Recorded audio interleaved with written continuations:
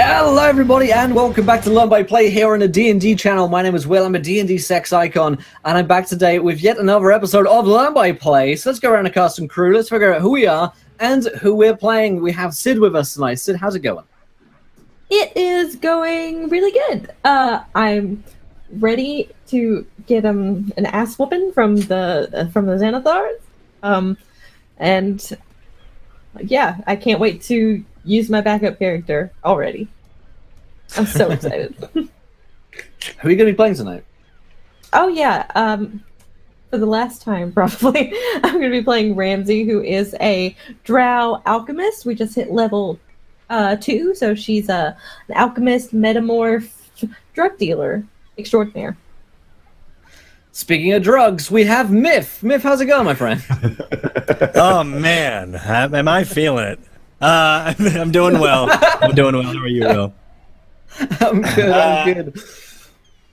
I'm super hyped. I had a bit of audio issues, and I figured them out all by myself, which makes me feel special. Other than that, my mustache is growing back. So for those of you playing the home game, you guys can watch the flipbook of the VOD throughout. So super hyped to be playing Captain Turntides Bromley, a washed up, cursed by the sea, sea sorcerer, an ex-fence, a yard perimeter of the family, the Arbitrary family. Super excited to probably keep digging the grave that we are all going to be resting eternally in. Oh, amazing. Speaking of fences, Lindy, how's it going? How is your garden and fence? It wasn't really much of a segue. Wow. I'm on the fence about What it. a I segue. don't know how I feel about it. I'm on the fence. Speaking of fence, you have a garden, right? I do have a little patio garden because I have like this much sidewalk in front of my townhome. But yeah, you know, Counts. it's dead right now. So I mean, I guess that's fine. That's how we might be by the end of this episode. But I'm doing super spiffy. It's fine. It's almost fall anyways. We're gonna die soon. But yeah, I'm going to be playing Drexel, the Aasimar monk. I'm so excited I can't even speak properly. She is another monk archetype yet because we're level 2, not 3. But she kicks butt. She takes some names. Well, Great maybe. stuff. We haven't really gotten in a fight, but we'll see. We'll see. Speaking of not speaking properly, Greg, how's it going? Yeah, I'm Greg. I'm Grimjack21502 on the Twitches and the Twitters. I am here to play one Flinrich Downcoin. He is a stout halfling who was formerly a 17th level wizard, is now a 2nd level rogue. He had his magic burned out of him because of his involvement with the underworld. He was honorable. No one returned that honor. He has a mission that is separate from the others. Tall? Speaking of burns, Tall Squall, how is it? How's it faring? Need some... Doing good. Coming off like a week of vacation and hanging out with very cool people here IRL, so that was awesome. Nice. But yeah, no, I am getting ready to jump back into this and just see how much more absolute horrible trouble that we can get into. Saldiore is... Yes, I believe I left off our episode last time with my disapproval of how everything went, and now we have Xanathars at the door, so it's only going to get worse. But no, Saldiore is he's basically sort of was the old main muscle enforcer for the Arbitrary family, who kind of got put out to pasture, or in his case, got put out to the kitchen to be the head chef of the restaurant. But now he's back, and after making a deal with the Lucian family, he is a blood hunter and is using some of the Crimson Rite to sort of gain some of his prowess back out on the battlefield, as we have apparently decided to cast off the old family to start the new. And what better way to start a new family than, horribly in debt to everybody and all the crime syndicates in Waterdeep. It's just like college. It's just like college. Exactly. I don't know why everybody's freaking out. College. Imitating life. It's how I was brought up. Yeah. You know? How better to start Absolutely. off a new life than Yeah. horribly in debt to all of the Well, most yeah. horrible people? This is true. Speaking of crushing debt, that brings us to myself. I will be a Dungeon Master for tonight. And I'll remind you guys of what happened the last couple of weeks on the show, because there are a series of terrible deals, or perhaps good ones that just seem like terrible deals, that the party have made, having broken away from the Arbitrary family and starting their own drug business in sort of no man's land of Waterdeep.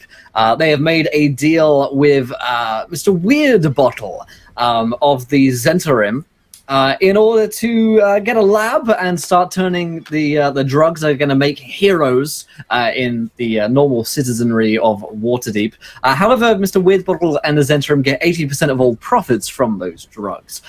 Meanwhile, our good friend Captain Turntides has made a deal with Mert, the moneylender, for a casino/gambling den, which, if he turns a profit within a week, then that's good news. If not, it's not so good. Similarly, we've also made a deal with Bregandaev, with Ramsey.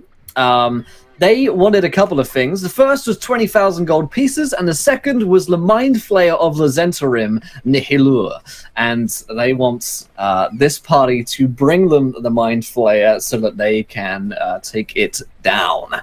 And at the end of the last week, as they've been surrounded with deals left, right, and indeed center, the party had a knock on the door, and who should come knocking but the Xanathar's Guild, who run the drug distribution of Waterdeep, and are infamously renowned for being very aggressive towards any who would seek to encroach upon their territory.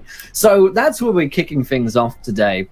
There's been a knock on the door. Drexel answered, and a man in a nice suit who has introduced himself as being from the Xanathar Guild, though hasn't yet given you a name, has come knocking.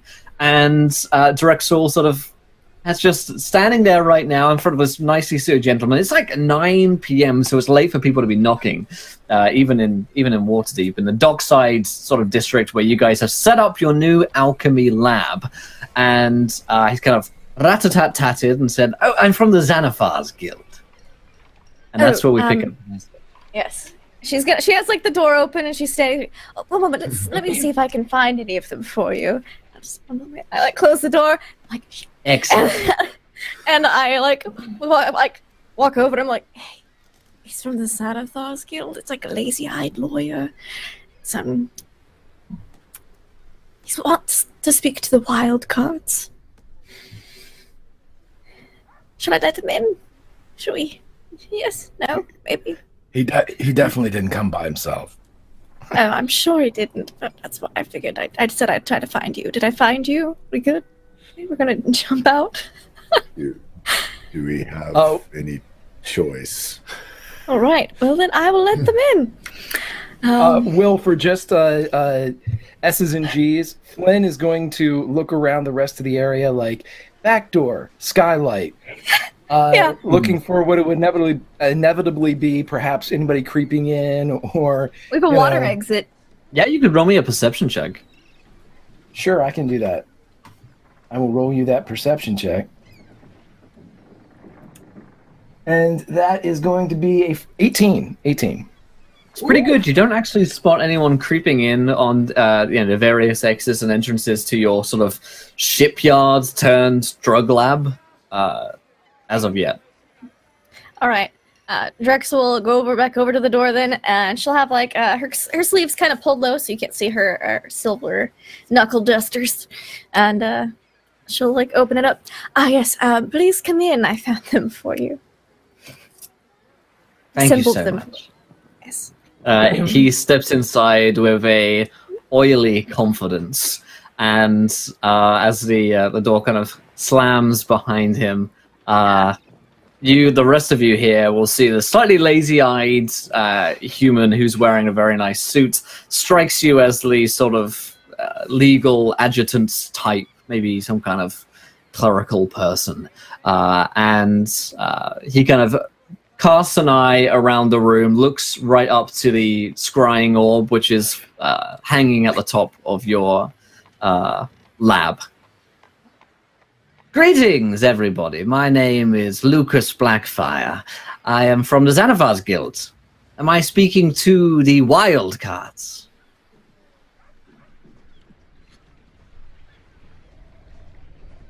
And he looks around the room at the group of you here. Yes, We're all there. Hello, Mr. Blackfire. How are you? Oh, I'm most well. Now, the wild cards, I have a few names here that I'm expecting. And he goes into a kind of satchel and gets out a little scroll. He gets out a little scroll. And he says, one, Dr. Ramsey Hunt. Do you hear? Presume that's you? She, like, lifts up her goggles that have been on her eyes and, you know, wipes under them. And she's like, yes, I don't really appreciate being roll called on our own turf, but yes. How quaint. One, Captain Bromley. Hey, as he kind of looks at him with distrust. Good, good. Drexel. And he looks at you, Drexel. She'll just nod, like a, yeah. A Flinrich? It's a down coin? Present. Excellent. And a Saldiore. Yes. Excellent. He kind of like takes off a set of glasses and rolls up the scroll and says, well, it's a pleasure to meet you all. Lucas Blackfire, as I mentioned, from the Xanathar's Guild. I'm here to ascertain and assess the work that you're doing here upon your premises because, well, we like to keep track of everything that's happening. So, Dr. Hood, what is it that you're making exactly? She looks over at Flinrich and she's like, I might need to take a look at our contract to see what I'm allowed to disclose to, what was your name again? Lucas Blackfire. Crackfire. Oh, Right. Blackfire. The same thing. It doesn't really matter. Do we have a copy of it somewhere? It's let's probably see it. back at the office. It's probably back at the office. I don't have it. Well, then don't worry about it. I'm afraid we're not going to be able to disclose anything to you just quite yet until we have a meeting What a with shame. others. Business hours and all. Oh, yes, I understand completely. Legality is something which I treasure, and I would hate for you to break a contract which you had or a non-disclosure agreement with Mr. Weirdbottle. We can neither confirm nor deny that this weird bottle of which you speak is entered into agreement with us, the LLC known as the Wild Cards. That would be a breach of confidentiality and trust, which is something that I know you love legality. I love trust deeply. Absolutely. As to the Xanathar Guild, we deeply respect those that we work with and make sure that they're well looked after. The same goes for our enemies, of course, those who would seek to break the laws of this city. They do not end up, well, they do not end up in the places that they would like to go. Indeed, they often end up dead along the shores, or worse, in the sewers. Looks like you have sewer access here. Sure, you could fit a few bodies down there. Would be a terrible shame. You could, 7, yes, you could probably fit some. Well, I'm just here to understand the nature of your business. You're clearly creating something here, and if you would like to distribute it, well, and of course that must be done via our guild, as I'm sure you're aware, Dr. Hunt.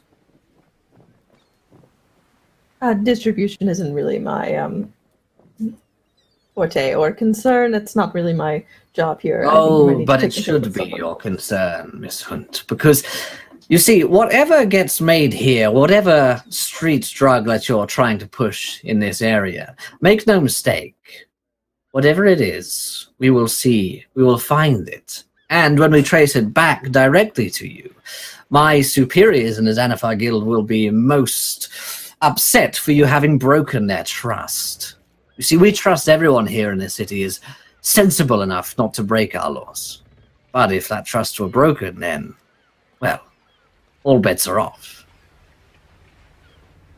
If you would like to meet with my superiors and to perhaps come to an agreement which is amenable to us all before things get nasty, you have 24 hours.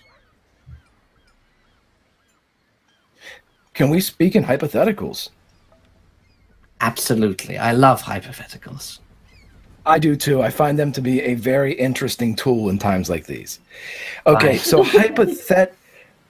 hypothetically, if we were engaged in a business transaction with, I don't know, how about we call somebody like Strange Jug? It's us and then a guy named Strange Jug. If Strange Jug owned 80% of what we were doing here, why would you be talking to somebody that's doing 20%? Hypothetically. Well, that would perhaps change things indeed. If this Strange Jug had made such an accord with a group such as yourselves, similar to, let's call them the Crazy Decks. The Crazy Decks and the Strange Jug, if they had... I didn't think you said Dex. I thought you said something else. And I like the other one better, but that was good. Oh. Well, that could work as well, I suppose. They thought you said penis. I did. I really did. I'm 12. That's what he was thinking. I was Let us thinking say penis. that was the case, then Mr. Strange Jug would have treated you very, very poorly indeed. Because he would know that he was breaking one of the cardinal sins. The cardinal rules are that you don't do any business in the Xanathar territory or in our trade without our agreement. If this were the case, then, well, the 20%, we would start there and work our way upwards. I don't see any of the Strange Jug's protection. Indeed, it seems like you're out here on your own, away from the herd. It's a very dangerous place to be. It is, hypothetically and figuratively. And quite literally. Right? So, You're out here by yourself, too. Oh, but I'm protected. By the law? Oh, quite. He taps his badge, which signals as him being one of the members of the Xanathar's Guild. If anything were to happen to me, then the consequences for those who would do it would be unthinkable. We might get a fine or have to do hard time. Ooh. Yes, quite. You've had your fair share of time, haven't you, Mr. Downcoin? You see, the friends of ours reached very far indeed, all the way up to the head jailer. An interesting woman. Tells an interesting story about men such as yourself.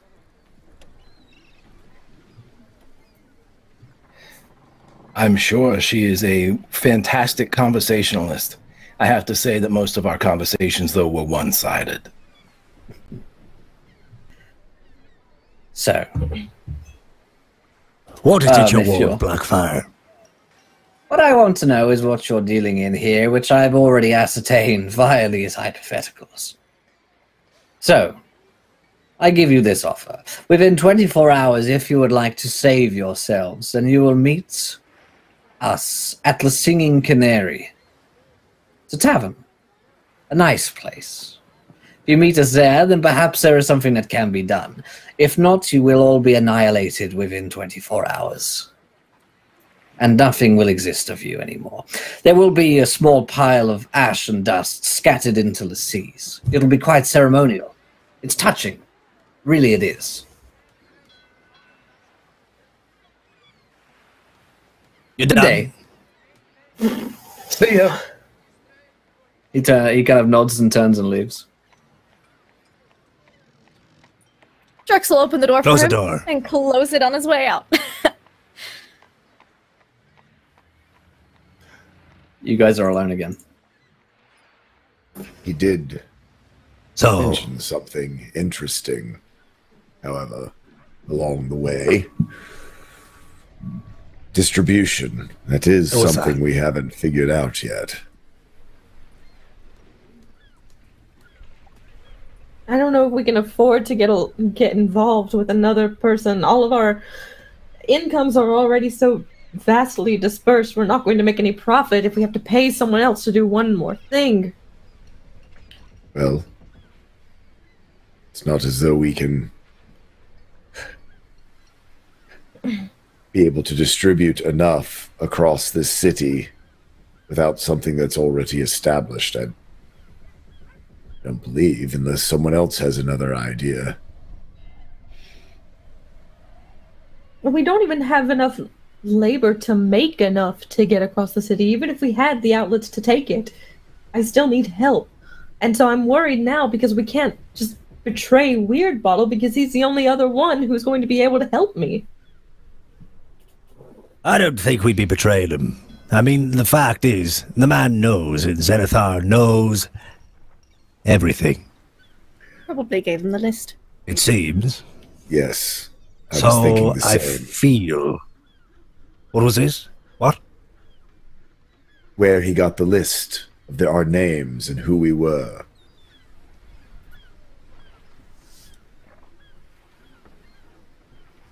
I think he's probably I think that Weird Bottle's the more likely source than Mert. Mert only saw the two of us. You Michael. wouldn't have had all our names. What, Mike? Michael. Oh, Michael's always wanted to work Michael with doesn't Xanathar. know. Michael's trying to work with Michael Xanathar. doesn't know where we've That's been. why I got. That's why I got the doc. Hey, Sal, how much money do you think Mike still has? Does he have 18,000?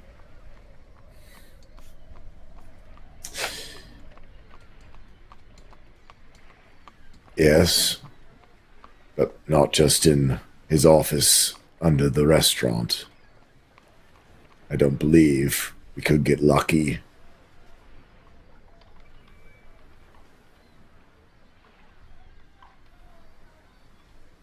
Well, Would I know that information, Will, of sort of... I mean, I know he keeps money in his there office, is- but... Yeah, there's like small change, like a couple hundred gold, probably around in the office. But there is a family vault, and that is where the father and mother of Michael Arbitrary, Arcanis, and Ruby, they live in like a mansion, and underneath the mansion there is the family vault. That would have how many hundreds of thousands of gold pieces, perhaps. Right. But Sal's never been there. He maybe is guarded, but never guarded Sure. the vault. Yeah. I would think. Yeah, he was good. I mean, he was more a street enforcer, not a house guard. Right.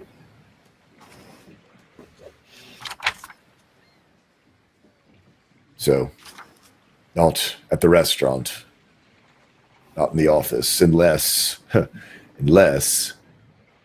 like the night when he was hiring the doctor, he's brought in a chest to pay someone off.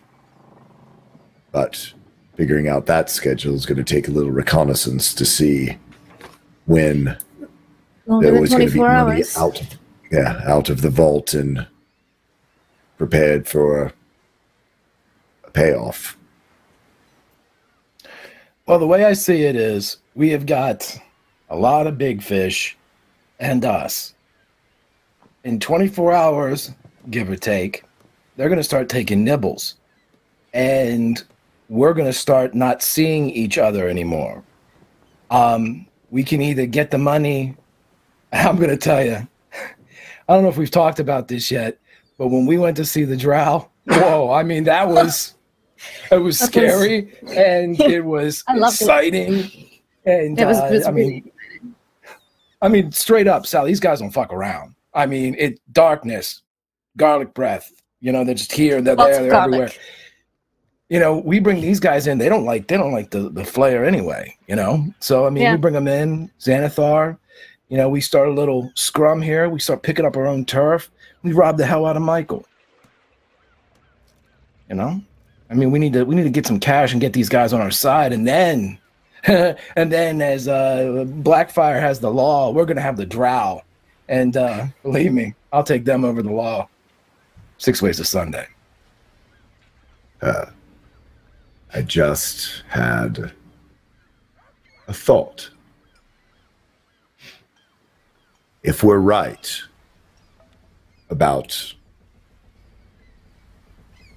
Michael and the Xanathars and the shipment, I'm betting dollars to donuts that a mind flayer is going to be at the Singing Canary within the next 24 hours. I bet you your drow friends would be quite pleased to have that piece of information. It's a great Perhaps we theory. can- It's a great theory, Sal, but if they're not there, if that flare's not there, these drow are going to take us out before we even think about running. You have always said the way to win any of this is by singing from the rooftops what we know. So, Bromley, I hear you've remembered Hi. where the shipment is.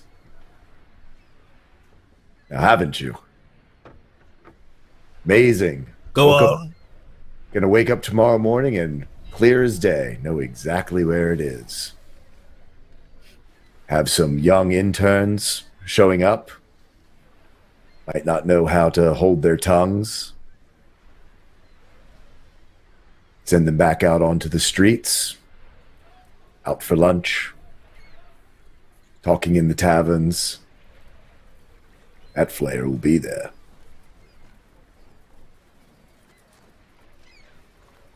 We all in or not? What you thinking, Flinny? We're up to our necks. We tell them that you know, we get the rumor out that you remember where the shipment is.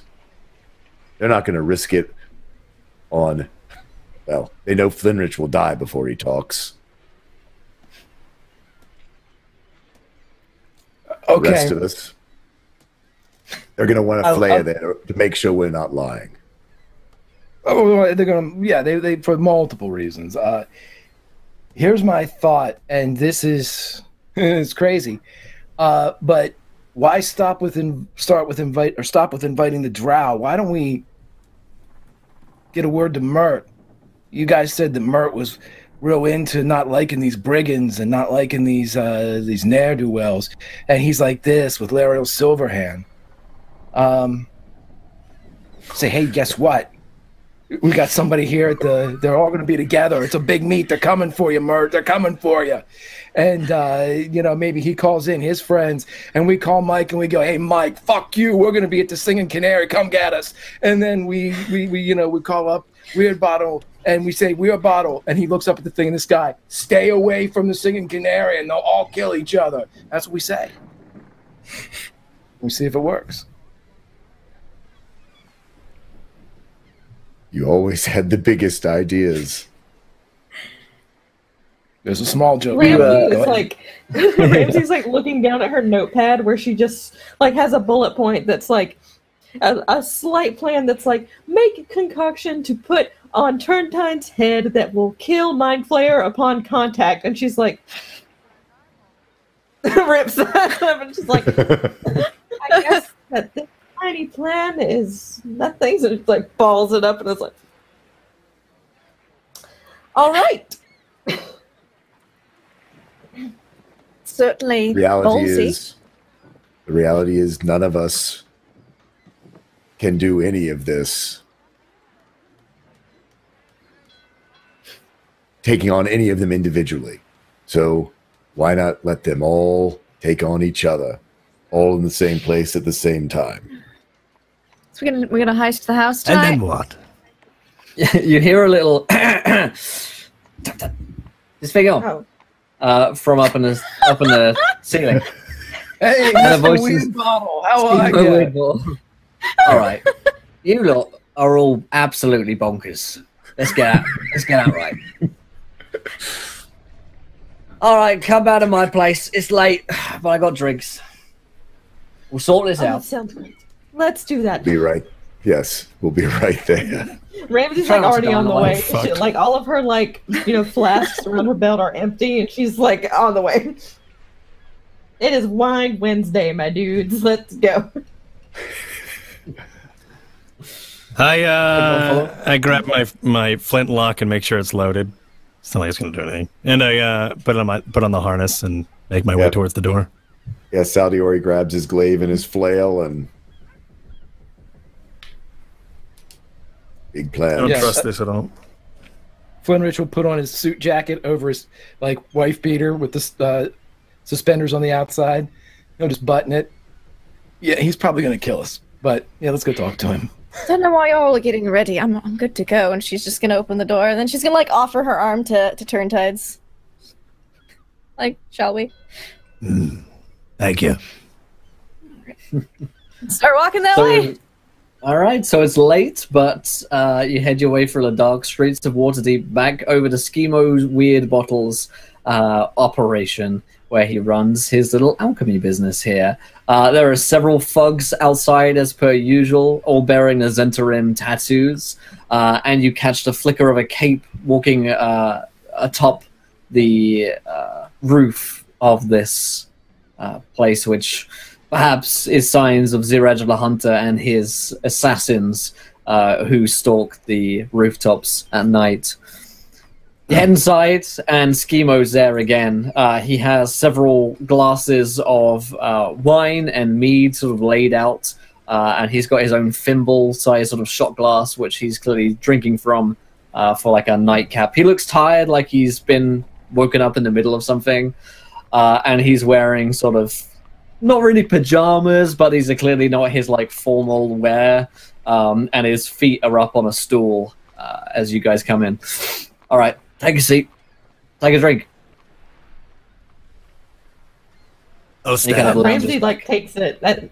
She's sitting down at the seat closest to him and closest to the bottle, and immediately grabs her cup and slams it down and is ready. Yeah. He Turntides. He's like, really? It's been a long day. You want to look after your knees, mate. First thing to go. An outrage. Take a seat. I insist. Takes the hint and he sits. Yep. I was Saldiori, gonna have drink. I don't drink. She'll tell us to just plop down somewhere.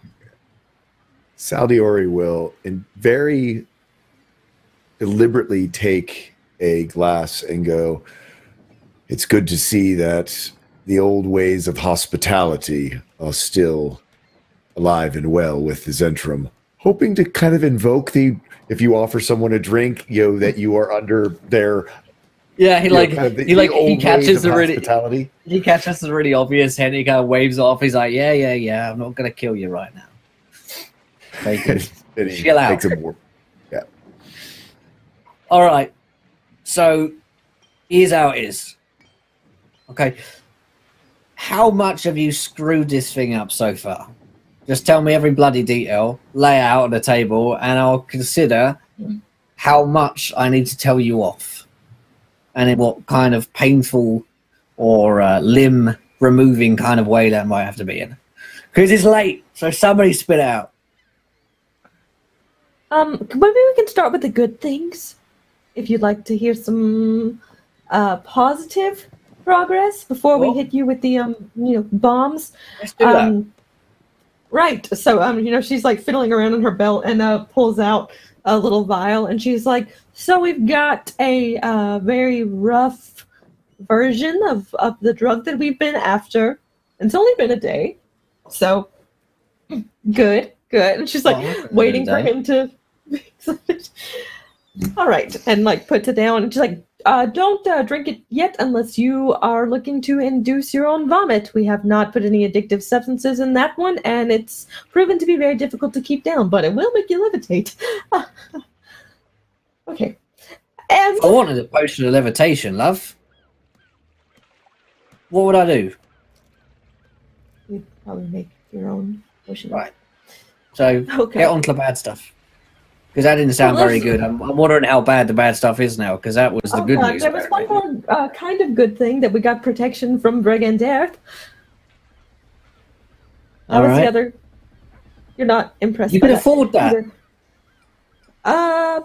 Well, now we're gonna go segue into the bad things, and I am terrified of your Oh, reaction because you blimey. don't even seem very impressed by our good things.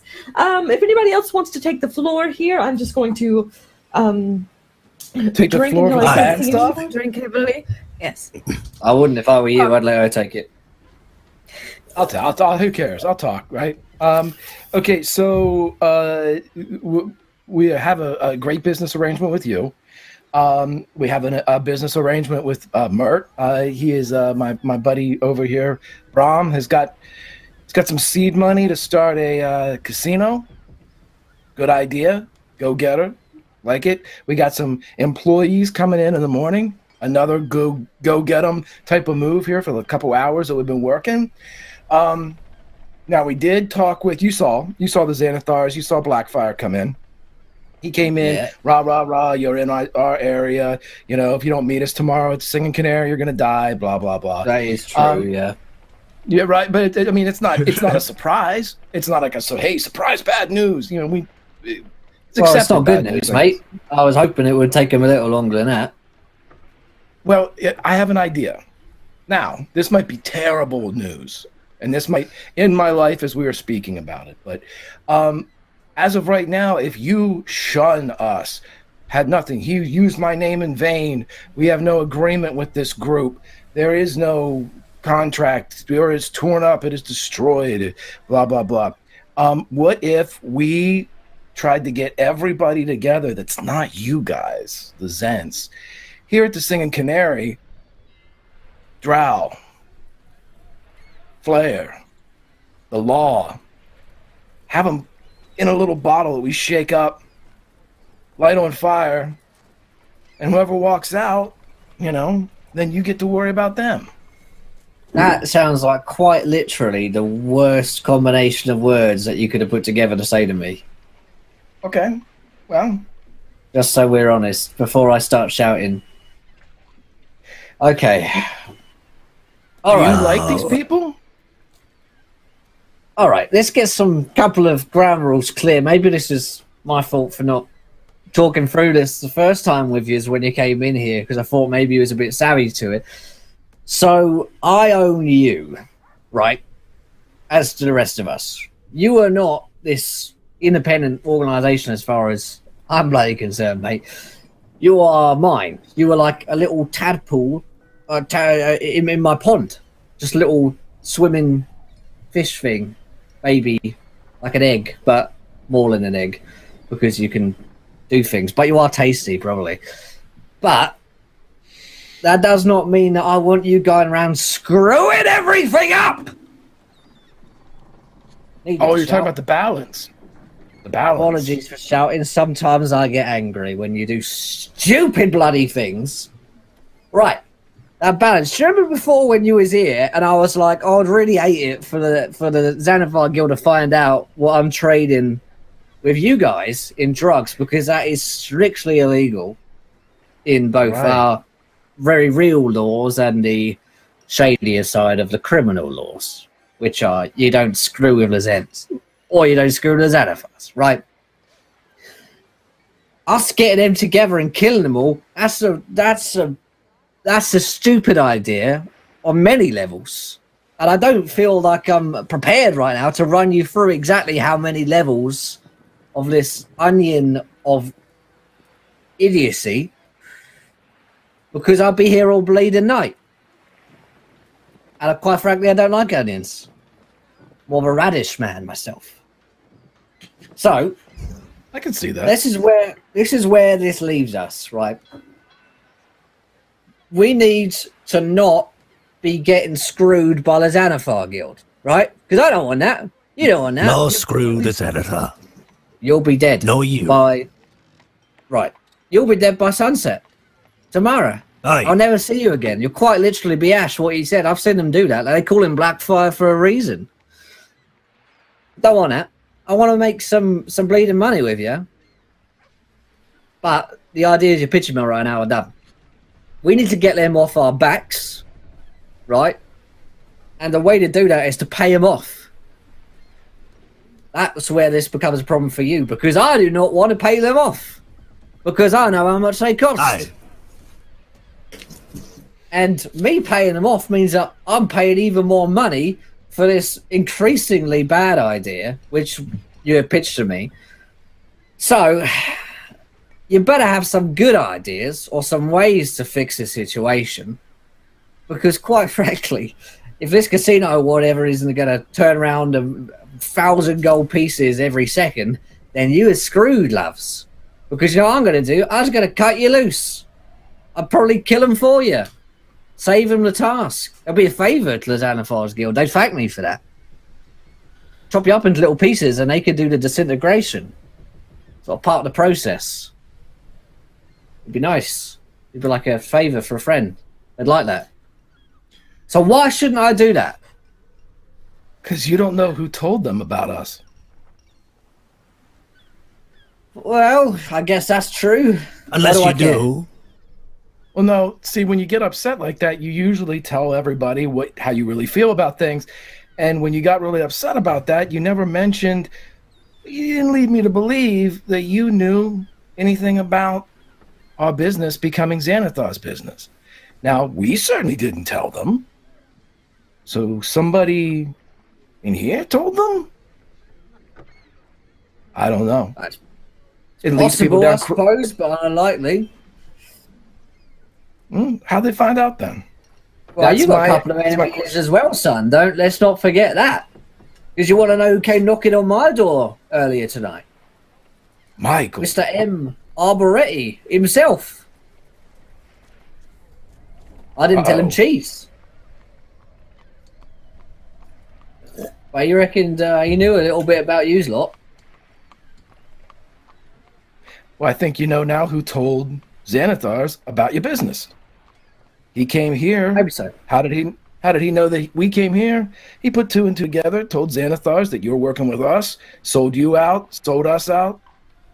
Well, if that's the case, then I'll make him into cheese, same way I told him cheese. But I can do that with or without you. Oh, I agree.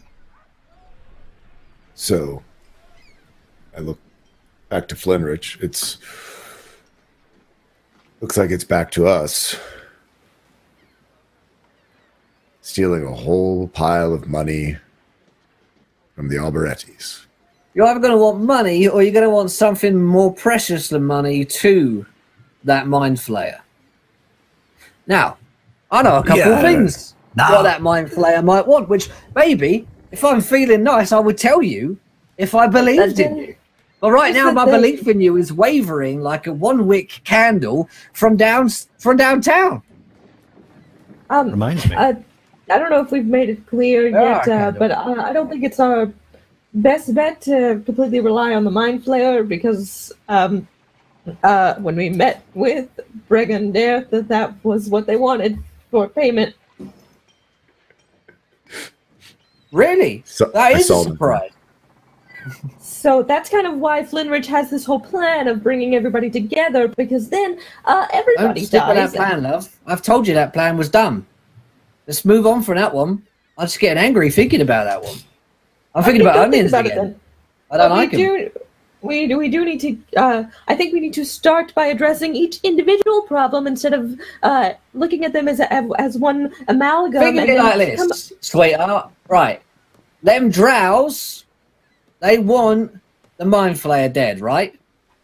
Do you reckon that's a one-way street? Do you reckon that's a cul-de-sac of hate? No. Sweetheart, that's a highway right there. Him wants them dead as well. That's something he would value a whole lot more than 100K, 200K, 500K, whatever they're going to charge you. See what I'm saying? The cog's turning now. We're not thinking of onions anymore, are we? No. We're on the radish bandwagon now. Yes, yes. Because that mind flayer wants the drow gone. Dead and gone. And yous lot apparently friends of him. Now that could buy you a fair amount of clemency. A fair amount of time. Of course, you've got no affiliation with myself, so I can't help you out in any public regard. But I think you might turn a profit on this if you can win something over with that Nihil Orr fella. So I'll leave that in your hands. Got anything else? Good.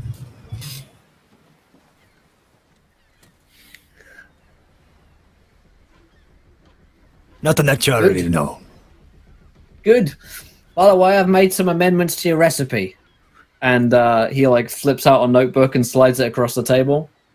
I reckon that'll do better.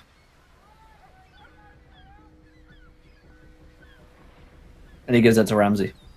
Yeah, she takes it and kind of looks through it and like gives him an eyebrow, but just nods and puts it up.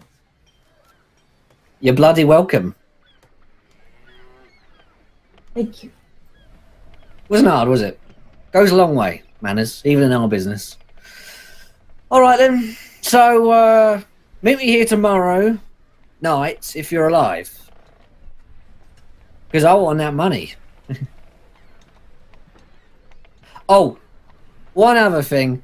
Think to double cross me or do anything which I think isn't appropriate for our business together, then I will see that you are also annihilated by the Xanathar's Guild, because honestly, I don't care.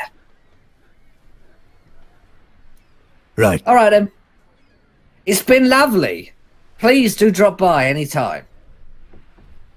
Hey, thanks for the drink. Have a good night. I finish the drink and I slam it on the table and I go, Thank you. and I walk out. Appreciate the hospitality. All right, old timer, get out of here before I change my mind. Still selling those And- dogs? Actually, a couple of them went.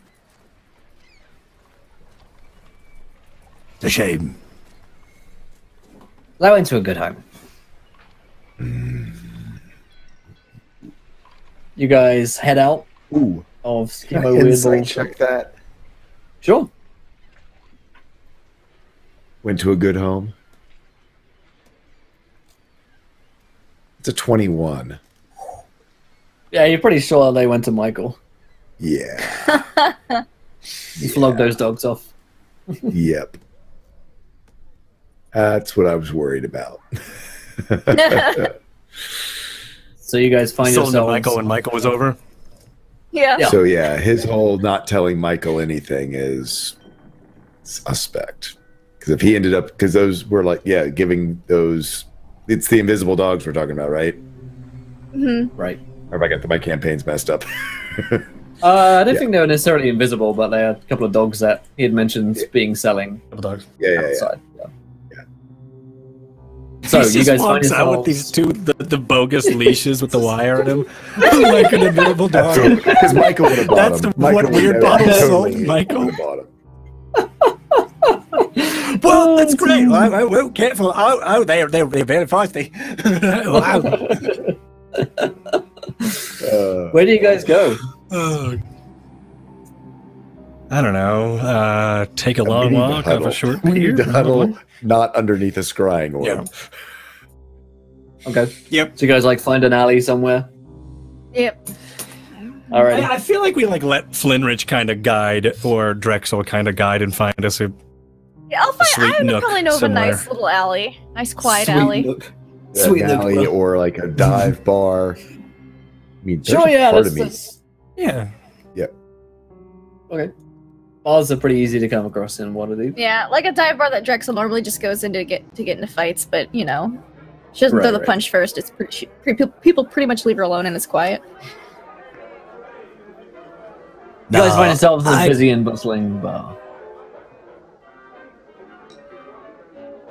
As I kind of like sit down, hang the harness that I have up on, like I'm picturing like dive bar coat hooks behind, and I sit down like I guess in the booth, and as I do, I not going to that meeting tomorrow. To start. Unless a deal could be made when I do arrive.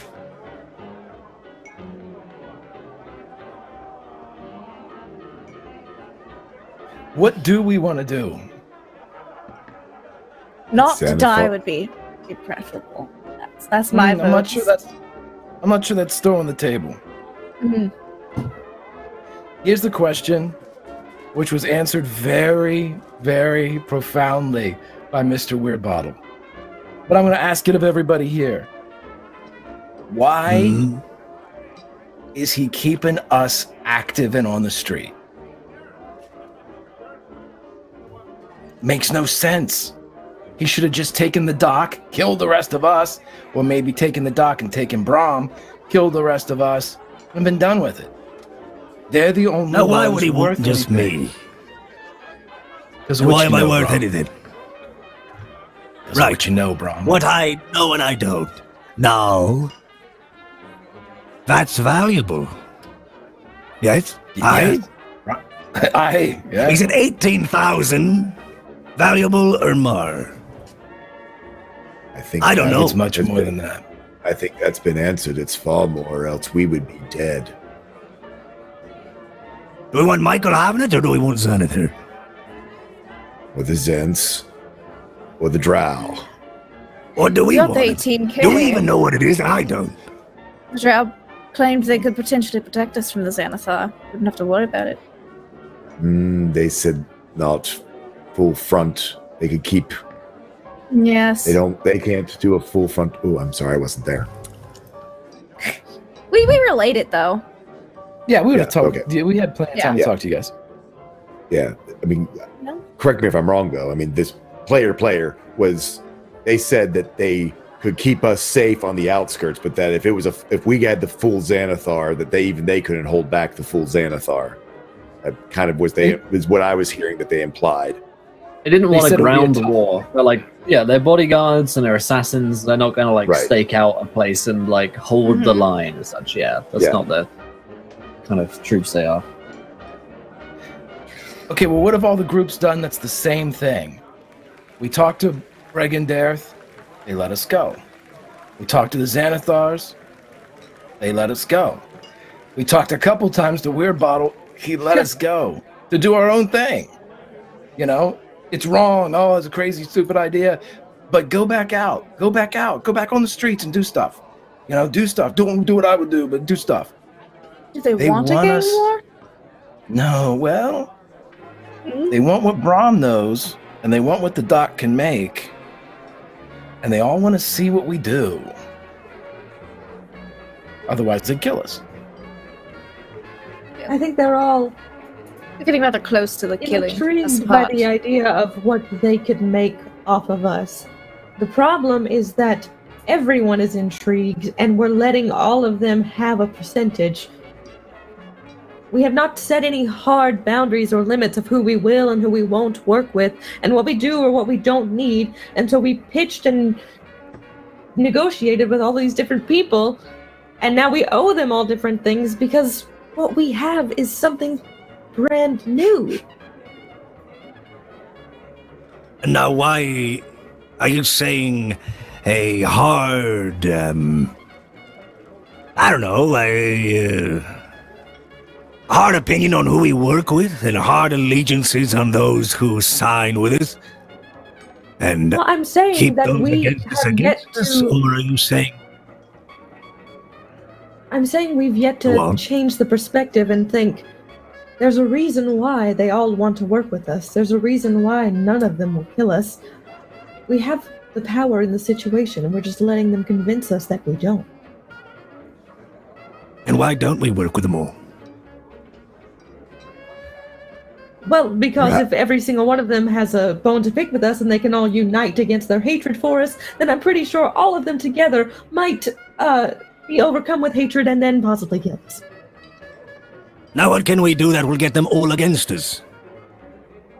Because no matter what, like I said before, if we are the ones who are keeping our hand close to us and only showing certain people cards from our hand, they think they could have the idea for what's happening, but they don't know the rest.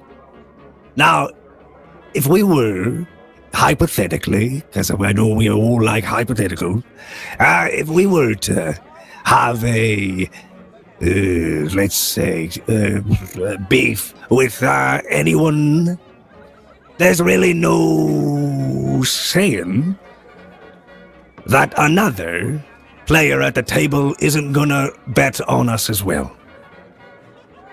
Now, we have to do something.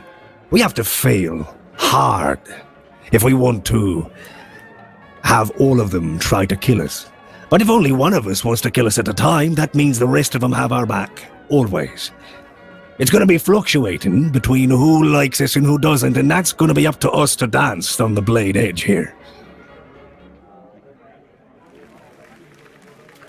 We make agreements with all of them. We make enemies, and we run the entire time. I hope Xanathar doesn't want more than 20%, because we ain't got that. Well, Unless the casino just happens to make bank. No. What Brom's saying is it doesn't matter. What Brom just said, what can we do to make them all pissed at us? We work with everybody. If they can't kill us because they want what we have, what's in Brom's head, when it's in the Doc's heart, we play them all against each other? It's not getting them together to sing in Canary. They'll be fighting soon enough.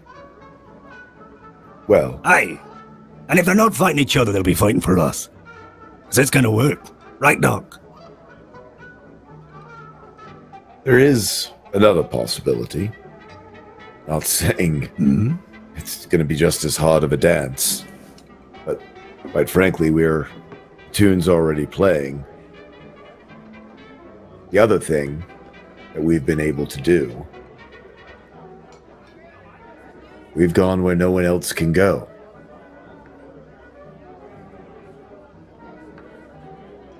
Right now, we've got deals with 4 out of the 5 factions of Waterdeep. The Zents are helping us make it. The Xanthrum is distributing it. The Brigand Death is protecting it. Mert is funding it, fronting it. Everyone believes us to be the expendable neutral party, but the reality is we're the hub of the wheel. No one else in my tenure here in Waterdeep has had the audacity to make the deals that we've just struck in the last 12 hours. Why don't we make it go? Let's live up to our name. Be the wild cards. What I'm saying. Convince them all that they need us instead of hate us. We have to make sure that they Think recognize... same idea as you, Brom. Yes. They'll all protect us. Once they all have a piece of the pie. We're on to something big here. At this point, the only person we've got a real beef against is Michael. Quite frankly, we've got the others on our side. Michael's just not even worth the boot heel of most of the others.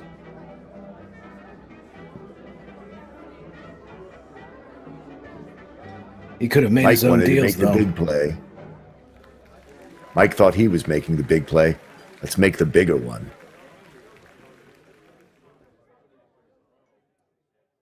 Who's going to be at the Singing Canary tomorrow?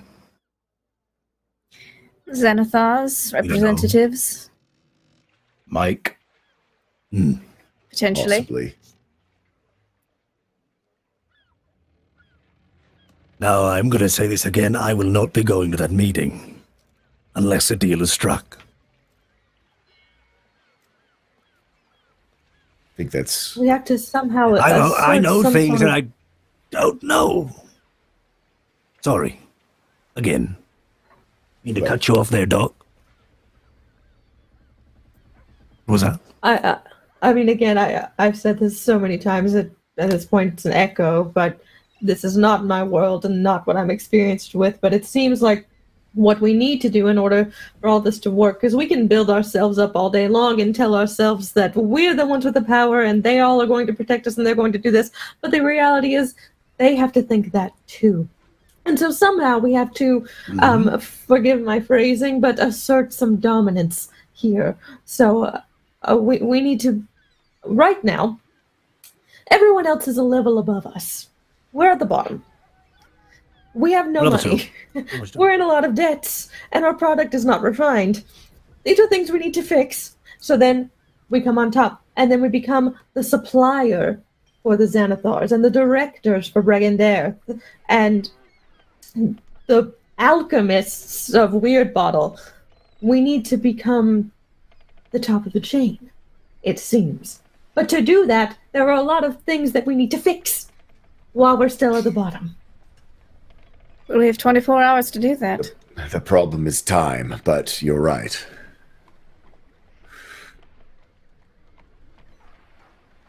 We need to come up with some sort of pitch that they can all somehow agree upon that leaves them just mad enough to still hate everyone else, but excited enough that they feel the need to protect us.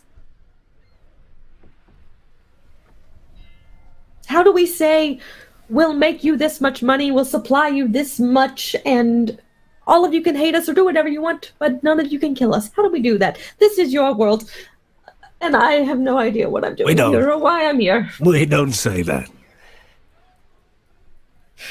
There's nothing we could say to have them think that. We just have to do. Actions do speak louder than words. But nothing screams louder than gold. Maybe do eyes, maybe not. Need some drugs, go to some meetings, make more deals. It's so much fun. Might take up drinking after tonight. Oh, join the club. Flinrich. Sal. What was it that, was in that shipment 10 years ago? I'm afraid I can't tell you that, Brom.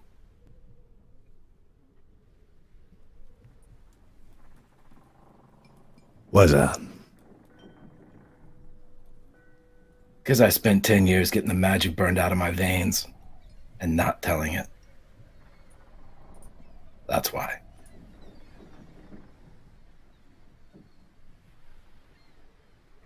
Right. Well, you know who I don't think would fare the same fate if someone was to burn him?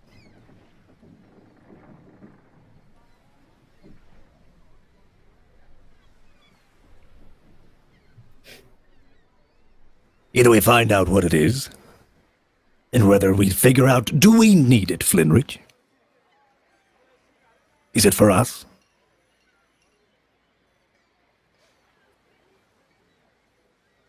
It belongs to the whole world.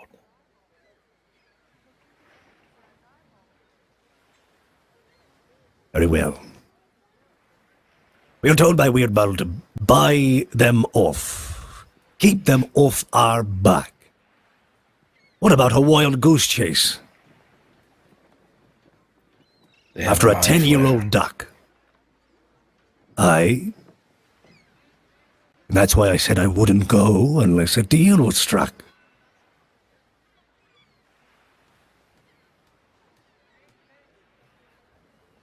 This thing's as good as they say they are. It might be able to know what you can't remember.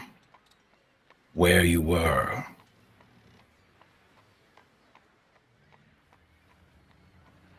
It won't need us then.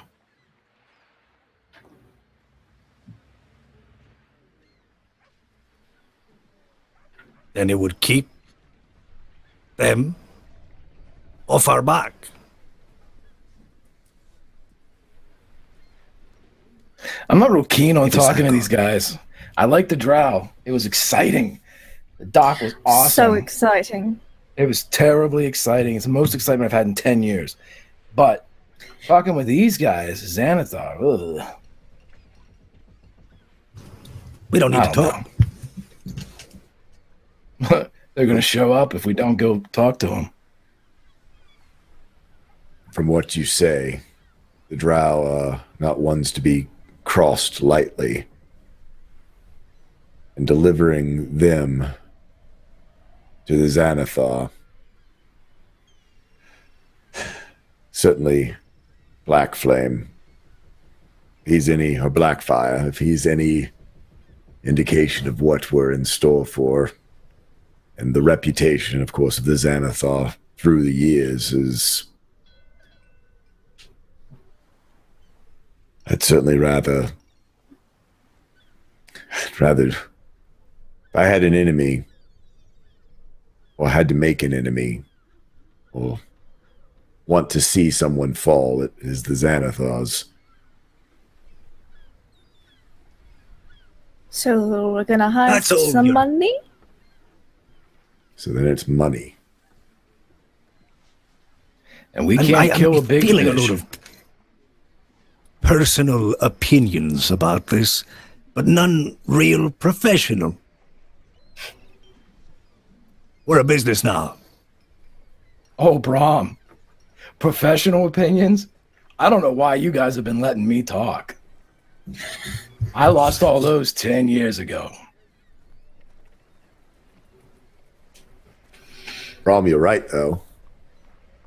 We should approach this logically. We're not in a position to take on the Xanathars. We're not in a position to take on the Zents. We're not in a position to take on the Drow. Look at us. Where we have the advantage is take on Michael. We have the inside information. We know where they operate, how they operate, their schedules. That's... We would before they know we were coming. Seems like everyone knows we're coming. So... There's only one small fish in this pond right now, or as small as us.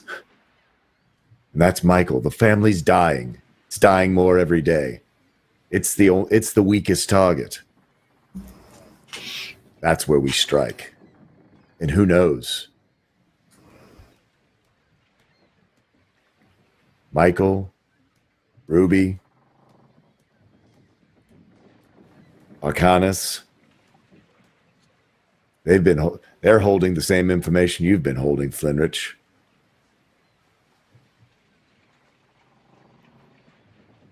Let's take it. And now we burn it out of them.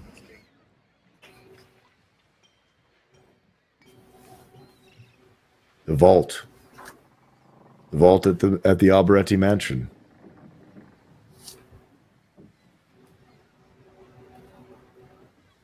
Let's nibble. Instead of getting nibbled on. Right, the dogs. Yeah. Invisible dogs. Well, probably not invisible. Not a fan of dogs. That was a joke, Flinrich. It's very very well. Well, we need to get into a load of money quick. If we have any way to get that, which it seems as if we do, so then I think we should do it. We got nothing else to lose. We're going to die anyway. Just a matter of when. How long can we dance through the guillotine and jump through the noose? And if we see Michael along the way, We could see if he can withstand what Flintridge already has. All right, so what's the plan then? You guys going anywhere right now? Yeah, as players, I vote. I mean, just let's truly discuss strategy here. I think either trying to get information about intercepting a payment, or if we want to go for the whole hog, we go after. I mean, Arcanus and Ruby in a vault in a house seems tough. I mean, it'd be better, of course. You know, always attack. You attack the the money truck. You don't attack the bank. That's kind of what I'm thinking. That, or we kidnap Mike and hold him ransom. Ooh, now that's a thought. Because Arcanus and Ruby would come for Michael. They would pay anything. Oh, and there's what's more valuable than money. But the Zents could have taken him already. Zents wasn't the Zents idea. They didn't. They don't have a feud with Michael. Yeah. We do. Right, not talking as Flintridge for a second. The thing here is to find out what the allegiances are to all of the other. I mean, if we're learning by playing here with this, we're trying to flush out who's working with who's giving information to who, why they want to keep us alive. If Michael's involved with it, if he's not involved with it, if he's expendable, if we take him out and they don't do anything, then the group has seen exactly how far they can go. Flintridge is not going to be real reliable with all of this because he's got a completely different set of goals in mind. But Greg's going to try to help out where he can. And I say that if we can, the kidnapping of Michael's a great thing, because if we kidnap Michael and nobody comes for him, nobody backs Arcanus and Ruby, Xanathars doesn't give, it'll be very telling. That is probably the biggest tell. You know where his headquarters are. The other thing is you have friends and informants within the Arbitrary family who could give you information on where he might be, and also about the vault if you wanted to go on the vault option there as well. Yeah, that's something that you could approach fairly easily. Yeah, it may not be easy to break into the vault, but you have people that who would be able to talk to and give you that sort of information. With the idea that hell, if we're going to kidnap Michael, we have Michael take us to the vault. Right. Yeah, we don't need to break in if we've got Michael. Okay, so the situation pretty much is this. The whole family knows. Let's go kidnap Michael. Right, yeah. The situation is as follows. Basically, you have 24 hours to either stump up enough cash to buy off the Xanathar Guild, find another way for them to get off your back, or find enough protection so that you don't die, basically, by sunset tomorrow, because you're fairly sure you will be destroyed by them if you don't do something. So the idea being then to get Michael Arbitrary, capture him, get some money from the vault, and use that money either in protection or just to show that you have power to make a play over the Xanathar Guild, or then to, as you mentioned, strike up a deal with them, perhaps. Well, yeah. I don't see. Sorry.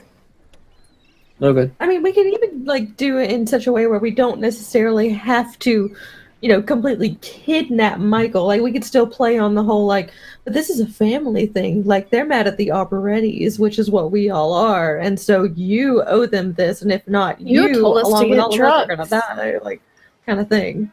So the last thing he told us was to do this job. It's we're trying to build a job, and we've been sprinkling your name everywhere we go. So if you're not going to protect us, you're going to lose everything too, because we're the last of the whole family. So it's do you want us to die? I don't think so. I don't trust Michael though. I don't trust Will with Michael. Let me put it that way. This is a learn by play thing. In any of these NPCs. Thing. No, don't trust me at all. Don't trust me. That's a bad idea. But I think step one seems like capturing Michael and finding out more information, because we could sit here and we could chat for another hour. Right. I'm sure. We could do that. So. Right. Michael had this plan originally to put the doc out there and sell stuff. That was Mike's plan. Interrogate him. Yeah. we got to see where that plan came from, because it didn't come from Michael. Michael got in deep with somebody else. This is not Flinrich, this is Greg. And this was the way out. And then he told the Xanathars about, and we proved that when Weird Bottle got upset. So all we got to do now is, let's go get Michael. Mike. Get Shorty. Alrighty. Yeah, I guess. Yeah, I still think, though, that we do have, like, a last resort with selling out the information that is hidden within Bromley's brain to the Xanathar. Last resort, we don't have but that. we've got first resorts. This is it. Right, yeah. But I'm also saying, like, is that viable out of character? I mean, like, we don't have this value, know. but we have this, like, because we don't have the resource in our plans at all. So if we were to, like, send them out to go gain this resource, whatever it may be, this shipment, and that's their payment, is that going to be? Is that enough, or do you think that it won't be enough, whatever it may be? Because once again, we still don't really know what it is. You would know, like, in character, you know, like, whatever this information for the shipment is probably worth hundreds of thousands of gold pieces to the right seller. However, you don't know whether or not the Mind Flayer could get that information out of your brain, or if it is lost forever. So you're rolling the dice there on whether or not A, they would be interested. Presumably they would be. Right. But B, how, if they could get that information, and then, C, how damaging that may be to you for the Mind Flayer to extract that information from your brain. Right. It may not be a pleasant process. But that's certainly something that you have in your assets, Yeah, they want control of Waterdeep. They don't really care for money. So, I mean, Arbitraries want money because they're failing. So that's probably why it was worth, if it whatever it may be, if it's worth hundreds of thousands, that's probably why. Okay, all right. Yeah, let's go get Mike. Let's go get Michael. All right, how are you going anything. about capturing Michael Arbitrary, current head of the Arbitrary we just do it. crime family? All right, cool. Right, let's skip right ahead to the point where you've got Michael. At your mercy. I mean, certainly we're going to know. I mean, I assume Sal's going to know somewhat of even just his habits of when he's at the restaurant and not at the restaurant. Tonight would be a night that Michael would be at the restaurant, sort of performing business. Yes. I got an idea. Question. Okay, so Ramsey is like total newbie, right? So like, but it's probably like the scaredest of Michael. Are you thinking the same thing I'm thinking? So like, yes. Okay, so I'm thinking like, the old I hope flipperoo.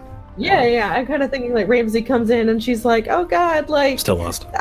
This is all the things that are happening. Like, I can't take it anymore, and I want to be loyal, like to you.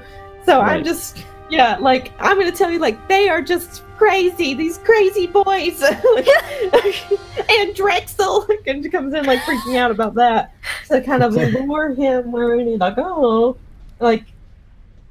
Oh yeah. And my next thing was to drug him and take his unconscious body, but that was my idea. Like, come in and be like, let's have someone hide in the the reality is he's arrogant. Yeah, the reality is it's your debt. You were kind of assigned to us. It's your ass on the line. So you going in and saying, "Hey, they're all double crossing you." That's certainly worth something, right? You're gonna. I'm coming to you with this valuable information. Maybe you can cut my debt in half by me selling out the traitors in your midst or something. Yeah. Oh yes. Oh, I love it. Then I'll be enlisted because that's stressing me out. And then how do we get him? And she drugs him and we take him out, or Drexel will knock him out, carry him off. Yeah, I was thinking like I come in and I'm like, this is just so stressful. Like, do you want some wine? And I'll just a little bit of. But what if he doesn't have drugs on you? What if he catches on to the Salt Bay? So what if he just sees that? Let's play it and see. I mean, if we need to do combat, we do combat. If we, I mean, the big thing is, let's get out of here. Put him aside. Let's go. Let's. Yeah, I mean, like you guys are quite literally on a timer until you die. So, all right, you guys head over towards the Arbitrary restaurant, and you stake it out probably from the rooftops. Drexel would like to do so what time as stealthily as possible. Right now, it's about midnight. By the time you've had this conversation and gone over the side of town, it's about midnight. There are. We still got interns coming in tomorrow, guys. interns. We have bright and early. Oh man, it's going to be a shitty 24 hours. We're going to be like teaching these interns how to be dealers as well as we may die. This is probably all for naught. Oh, by the way, we did a great thing last night. Back into work tomorrow, interns. All right. Let's roll it in. So you guys see the restaurants. There are about 2 guards out there who are sort of like, bouncers, Sal's sort of type.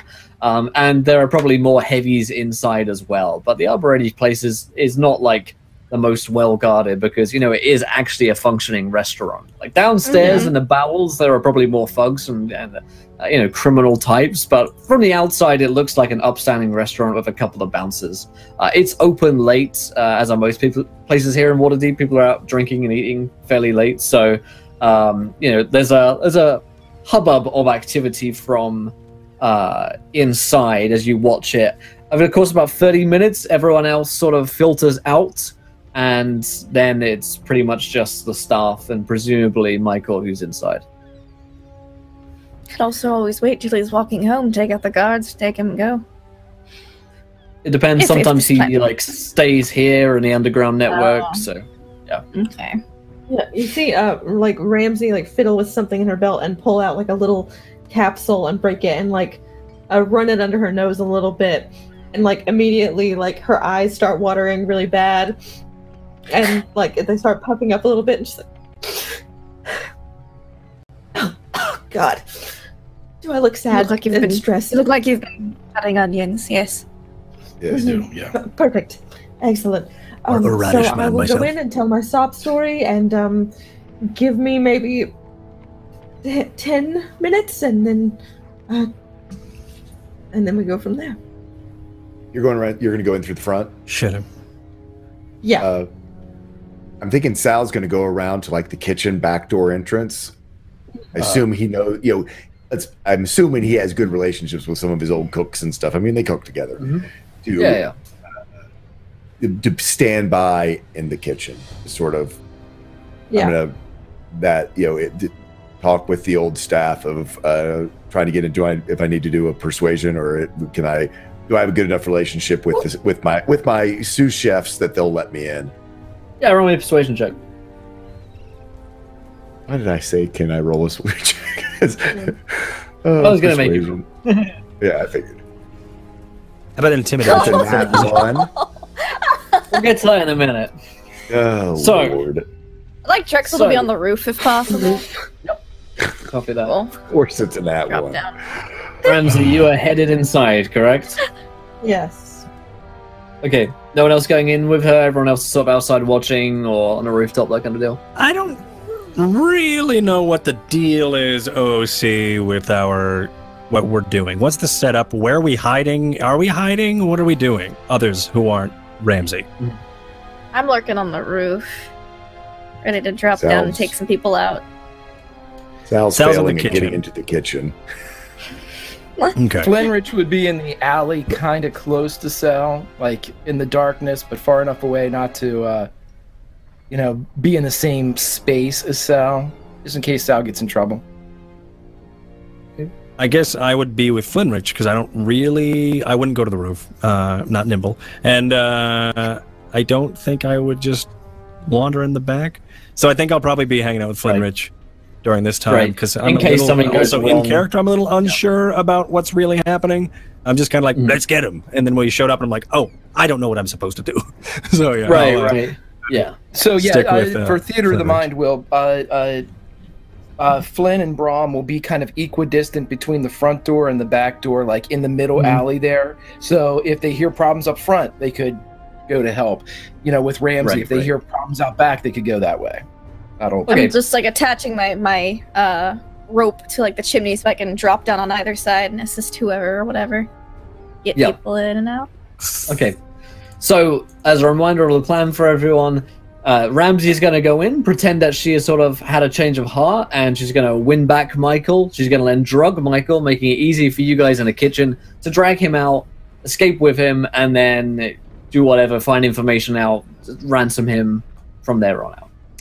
If things go wrong and there's a combat, then the group are like ready and waiting, maybe like 1 or 2 rounds away in order to help Ramsey. Perfect. Do you know what we should have done?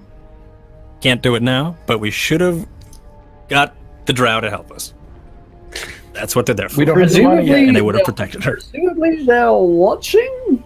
Yeah. They're probably watching and laughing from a They bucket said of they would be popcorn. everywhere we were to not screw them over. But, yeah, I wasn't there, so I think Brom still thinks, shit, we should have probably had our hired help be here. Oh. Yeah. Send him a letter, yeah. Alright, so Ramsey, you They need like head a 24-hour inside. notice. Yeah, Ramsey, you head inside the restaurant. And as you step in, and a couple of waiters around, maybe you recognize from your time here.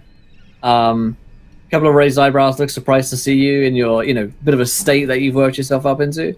And one of them kind of stops and says, Dr. Hunt, is everything okay? No, I desperately need to speak with Michael immediately. It's urgent. Oh, he's in the back room. Certainly. Come with me. Fantastic. And then she's like following you and just... Yeah. There's a little kind of like back office room, which I lead you to just away from the main restaurant. And you step in with this sort of waiter. He knocks once on the door and says, Dr. Hunt to see you, Mr. Arbitrary. And you hear a voice from inside, come in. The door swings open, and you see Michael sitting opposite from you at a desk, hands kind of like steepled, and sitting opposite from him is a almost squid-like figure, which has a large, almost membrane-like head with dark, almost purplish skin veins running across from it. You recognize this creature to quite clearly be a mind flayer. It has long robes which fall down from it, and it turns its eyes unerringly towards you as you step in and speaks into your mind. Please enter, Dr. Hunt. Okay.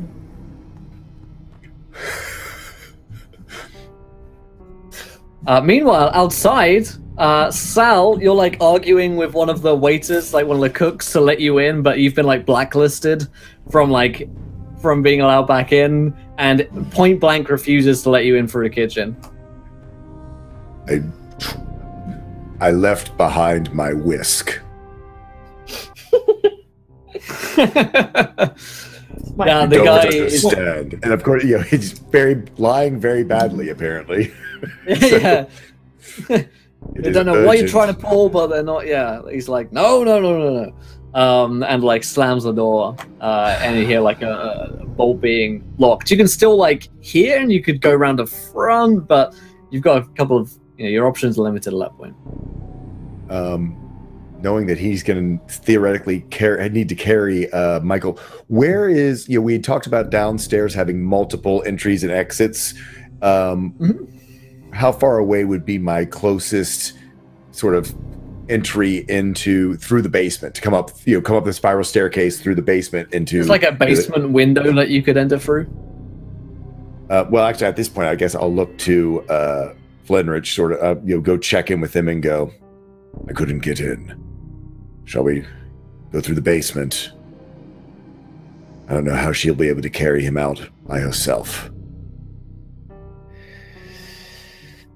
I'm gonna stick my head up over the roof. You didn't get in? Didn't get. I look up and I just like, kind of growl. This is going to turn into Someone's got to get in there. I'll go. If you guys want to stay out here. Man, we can go through like a back door. I'll pop in at once. Give it 10 minutes. He's not going to do. Pop in. Yes, send her in. He ain't going to do nothing to the dock. He needs the dock. He doesn't need doesn't need, well, he needs Brom, but he doesn't need the rest of us. You want me to go with you, Drexel? Sure. Give it 10 minutes, and poof. All right. Surprise. All right. Okay, so back inside the Arbitrary restaurant, in a room with Michael and Nihilur, the Mind Flayer. Ramsey, you step inside. The servant, like the waiter, gives you a very apologetic look as he closes the door behind you, like, sorry for interrupting. Closes the door.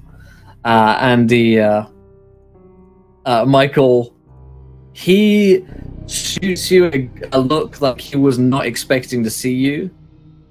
A kind of like nervous why you hear sort of look, and you can see beads of sweat upon his brow as he looks between you and the Mind Flayer. The Mind Flayer speaks to you again. Oh, go ahead. Yeah, Ramsey, like, also looks very confused. And, God, what was it? What's the Mind Flayer's name? Nihilur. Basically, Nihilur. Neil in Neil. Mind Flayer. Yeah. Yeah. She looks over at him and is like, Nihilur? Michael, what's happening here? Michael says, I was having a meeting. What do we owe the great pleasure to, Dr. Hunt?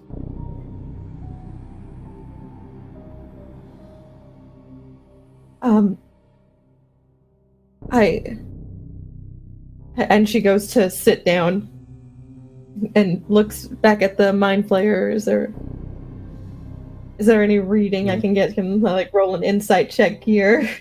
You could roll me an insight check. The creature's face is nigh on unreadable because it is so alien in nature. Fantastic. And that one, so... Yeah. This thing's got like squid tentacles coming out of his face. It's kind of terrifying, and you sense it like probing your mind. Fantastic. Tabletop of choice. How dare we? 2 nat ones in a row. Nice So, telling story. Yeah, she sits down and she's like, you know as well as I do that this is not my world, and somehow I got mixed up in this by trying to make your death curse thing. All I want to do is clear my debt, and I have some very valuable information for you that I am absolutely more than willing to give if you can help me get out of my situation as well. Michael looks to the Mind Flayer and back at you. Very well. What is this information then?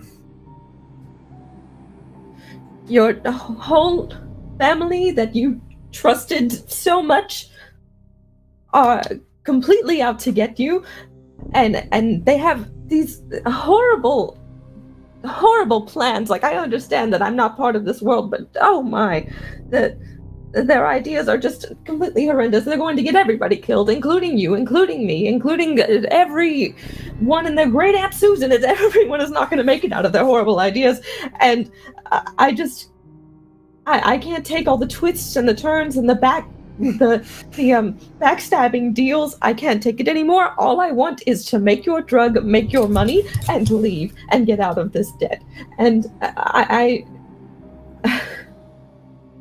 this is just too much for me. So there, do with that information what you will. But the last thing is you're not safe right now here. He looks concerned again. He go on. They're planning something for tonight. Flinrich and the others. And he looks towards the Mind Flayer to confirm it, and the Mind Flayer says nothing. What are they planning? The end of you. How? There's 4 of them? There's more. There's so many others that I don't even know their names. I came here as soon as I overheard them talking about it, but they were speaking in some strange code. I'm not sure. The only thing I know is that they've been talking in code about this for days, and I knew that you weren't going to make it out alive, and the only thing that I can have to help you with is this information. And she like looks behind her, as if she's like very concerned, and then like reaches into her back pocket and this. And she has a vial in her hand. And she says, I think they're planning to poison you somehow. And I know exactly what they're going to use. What? Well, I know it because I made it. But this... And like she slides it over to him and she says, this, if you take it now, is almost like a vaccine. I'm not sure where they're going to put it. I'm not sure how it's going to get into your system, but I know that as soon as it does, it's deadly. It's fatal within 2 seconds. He narrows his eyes and looks towards the mind flare. And his face sort of emotes in almost like surprise. And narrows again at the mind flare. You're sure? He says to Nihilo. He looks back at you. Very well. And like grabs the vial, snatches up quickly, and looks back again at Nihilo questioningly. Fine. And swigs it down. The effects are almost instantaneous. As he looks woozy for a second, his eyes sort of lull back, a little bit of froth at the mouth, and he slumps forward in his desk unconscious. The mind flare during all of this remains completely silent. And then it turns its head towards you. It speaks in your mind. Liar. Ramsey, like, at this point, is just picking up Michael's body and is like, well, we had to do this to pay off your guild, so if you don't mind. And she's, like, tracking Michael's body out by herself. 1 million gold pieces.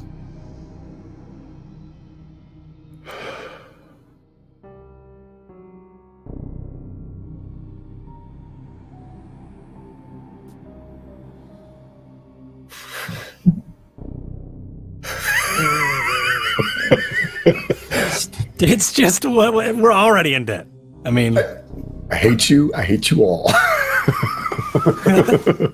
It repeats it again. 1 million gold pieces. That's how much you Is want how for... much money you will have. How? When? What are you talking about? Bring me Bromley, or I will have him brought. And in exchange for Bromley, you're going to give us 1 million gold pieces. It repeats itself again. 1 million gold pieces for Captain Bromley. And this is going to be delivered to us, no strings attached. Please confirm. No strings attached. 1 million gold pieces. As she's like, walking out the door with Michael's body like over her, she's like, just for my own clarification one more time, since you seem to like this whole speaking in code thing, we are going to receive 1 million gold pieces. We will receive it from you, yes? The Xanathar Guild. Will give us 1 million gold pieces? For Captain Bromley. All right, I'll take this as a verbal contract. See, I'm getting wise to these games. She's dragging out Michael's body. she's getting like hysteric. It's just like, Like, I know. the creature stands and looks at you again. Bromley will be mine. Understood? I will run it by him, I promise you. It seems like a very romantic ideal. I promise we will work out something. But right now, I'm in the middle of a task. I will have him, or I will have you all. All right. Yes, you can. Sure, you can have Bromley, and we'll work it out, and we'll see you then. Roll me a willpower saving throw, please, Sid. Oh, Lord. Willpower saving throw? Wisdom. Okay. Willpower is the superior stat. Oh, Before we got okay. We've all failed that here playing with you. Will. Nat 20. Nat 20. Very nice. You feel the creature probing your mind again, and you manage to cast it out as Nihilur. You even sense a little bit of surprise from the creature. And it lets you leave. Go ahead. Yeah, as she feels that and casts it out, and she's like, I will bring you Bromley when I'm ready to bring you Bromley. I promise you, we'll have a different location. You don't need to fish this location out of my mind. Thank you very much. And just still dragging Michael's body that's double her weight. It's by herself. It shakes its head and points a finger at Michael. And you watch as his face begins to melt. Ew. And oh my god. Blood begins to drip down his face, out of his ears and out of his nose, as his eyes melt as well. Yeah, so as that happens, Ramsey screams and drops it. Raiders. Bring me Captain Bromley. 1 million gold pieces. All right. If you could just wait here, then, and I can return with. Oh God, Bromley. Thank you so much for your time and consideration, and we will meet back momentarily. The creature makes to follow after you.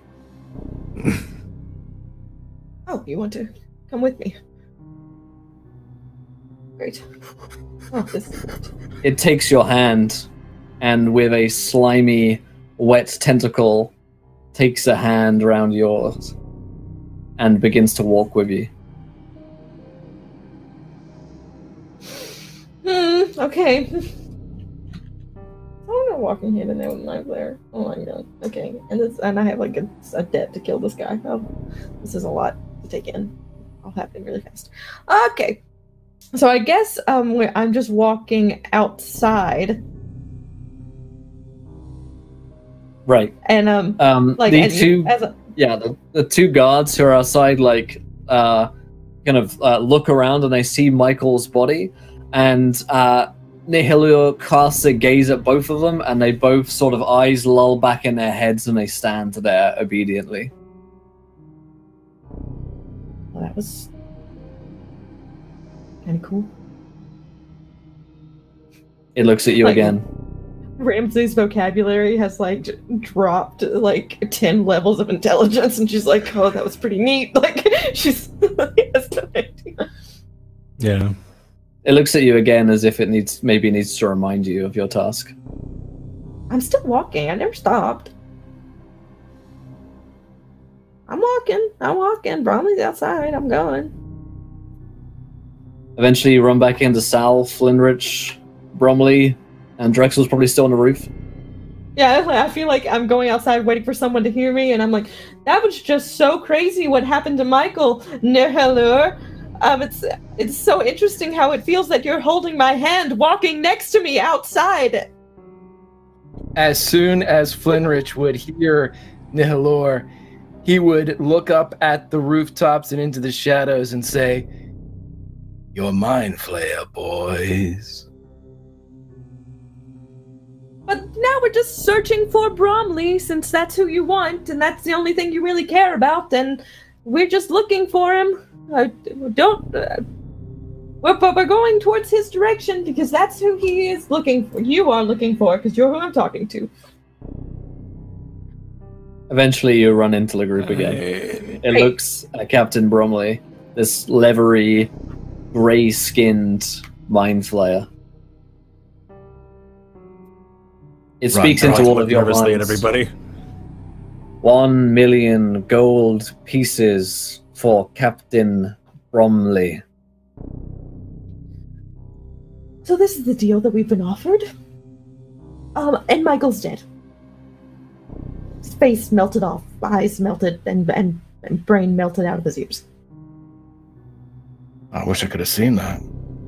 You can, it's still in there, it's still happening. Oh. Okay. It was not very pretty, though. I don't know if I would recommend it. Sal is looking... Oh, go ahead. I was just going to say, Flynn is looking in every shadow and every rooftop, and he is firing in Thieves' Cant. Bregan Dareth. Just everywhere you can possibly see. Here he is. Yeah. Here's your boy, you know. Sal's actually curious about why there's no guards coming, knowing, I mean, again, he trained these guys back in the day of, and then I guess probably looks at Nahulur of going, okay, either his, the guards are dead or he's done something. So, Sal is trying to piece together what he's up against with Nahulur.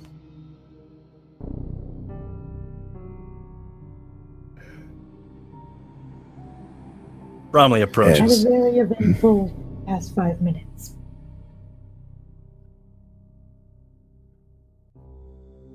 I'm just frozen on the roof. Bromley looks around.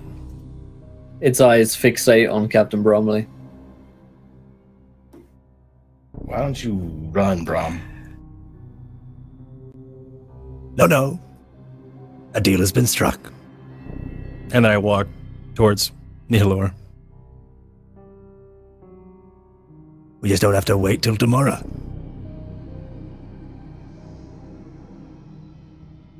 What deal?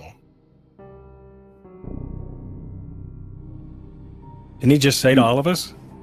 It was Nihilor's. It was all in all of our minds. Mm-hmm. Okay. Just so I know. Yeah, it's for you, Yeah. Brom. It's not like you get to get it and then, dance away. He doesn't want to have spend a night with you. He's not like Robert Redford or anything. I mean, Robert Redford is like... it's not like a decent proposal. He would be a but mind flayer. He would be. Looks like one. He would. Son of a bitch. No, Brom.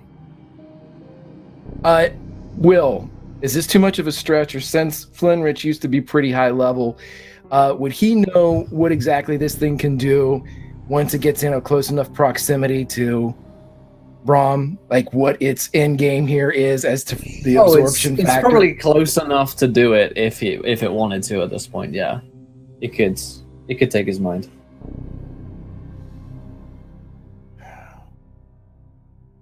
Brom, run. I don't know what I don't know what the big deal is. I can't. You've seen me move. If this is what's going to get, like I've been saying this whole time, we've already signed our death warrant. Just have to really prolong it. I'll prolong yours, as you prolonged all of ours. Think of it as a returning of the favor, Flinrich. Family first. You're right. Family first. And Flinrich throws a dagger at the mind flayer. Yeah, I was gonna say, can Drexel throw something at it too? This is so bad. Please. This is the Please worst do. thing I'd love to see this happen. Yep. You guys can roll me attack rolls. $1 million Melt gold! off with his eyes. He just looked at Million people gold! and their faces I'm on melted the off. roof. I got a little bit of space, maybe. Level 2. I know. It's a 16 to hit there, DM. Let me double check. I think that is a hit. I miss. Ugh. I'm just like I drop it and it lands in the gutter and goes down the drain pipe. That's real.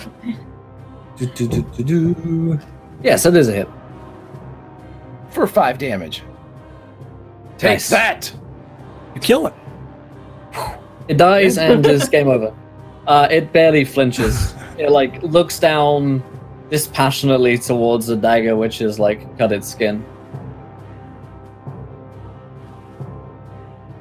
Yeah, Drexel, that's a miss on the 8. Oh yeah, I figure like rolling just the 3, it's like clattered into the drain pipe, and I'm like, oh shit, no. Brom, run. And I don't as his understand. action- I don't. Why? Like why? Okay. Well, everyone at this point can roll me an intelligence saving throw. Oh no. Everyone. Everyone. Yeah. Unless you're not within like 60 feet, but I think everyone is. Yeah, everyone is. That's an 8 for Sal.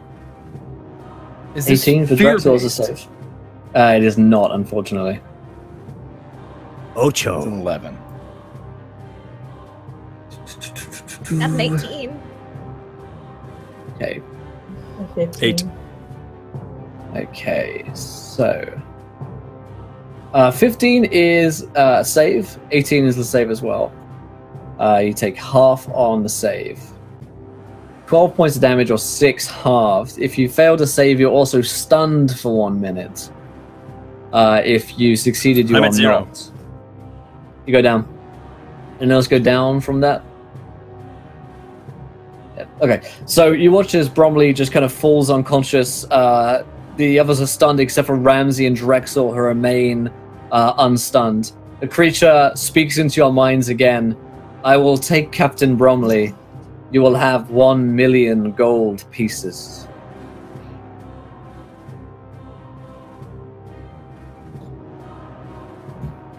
I don't think Drexel's gonna throw another dagger after that. She's just gonna be like, just gonna sit here on this roof. He's still like Actually- holding my hand. Like I'm not doing nothing. Sal is stunned. So Well, we got character Yeah, arc Flynn's done. done. Okay. This means nothing to me. Actually, Drexel's gonna hop down off the roof if she can, and she's gonna, like, cause Bromley's on the fucking ground, isn't he?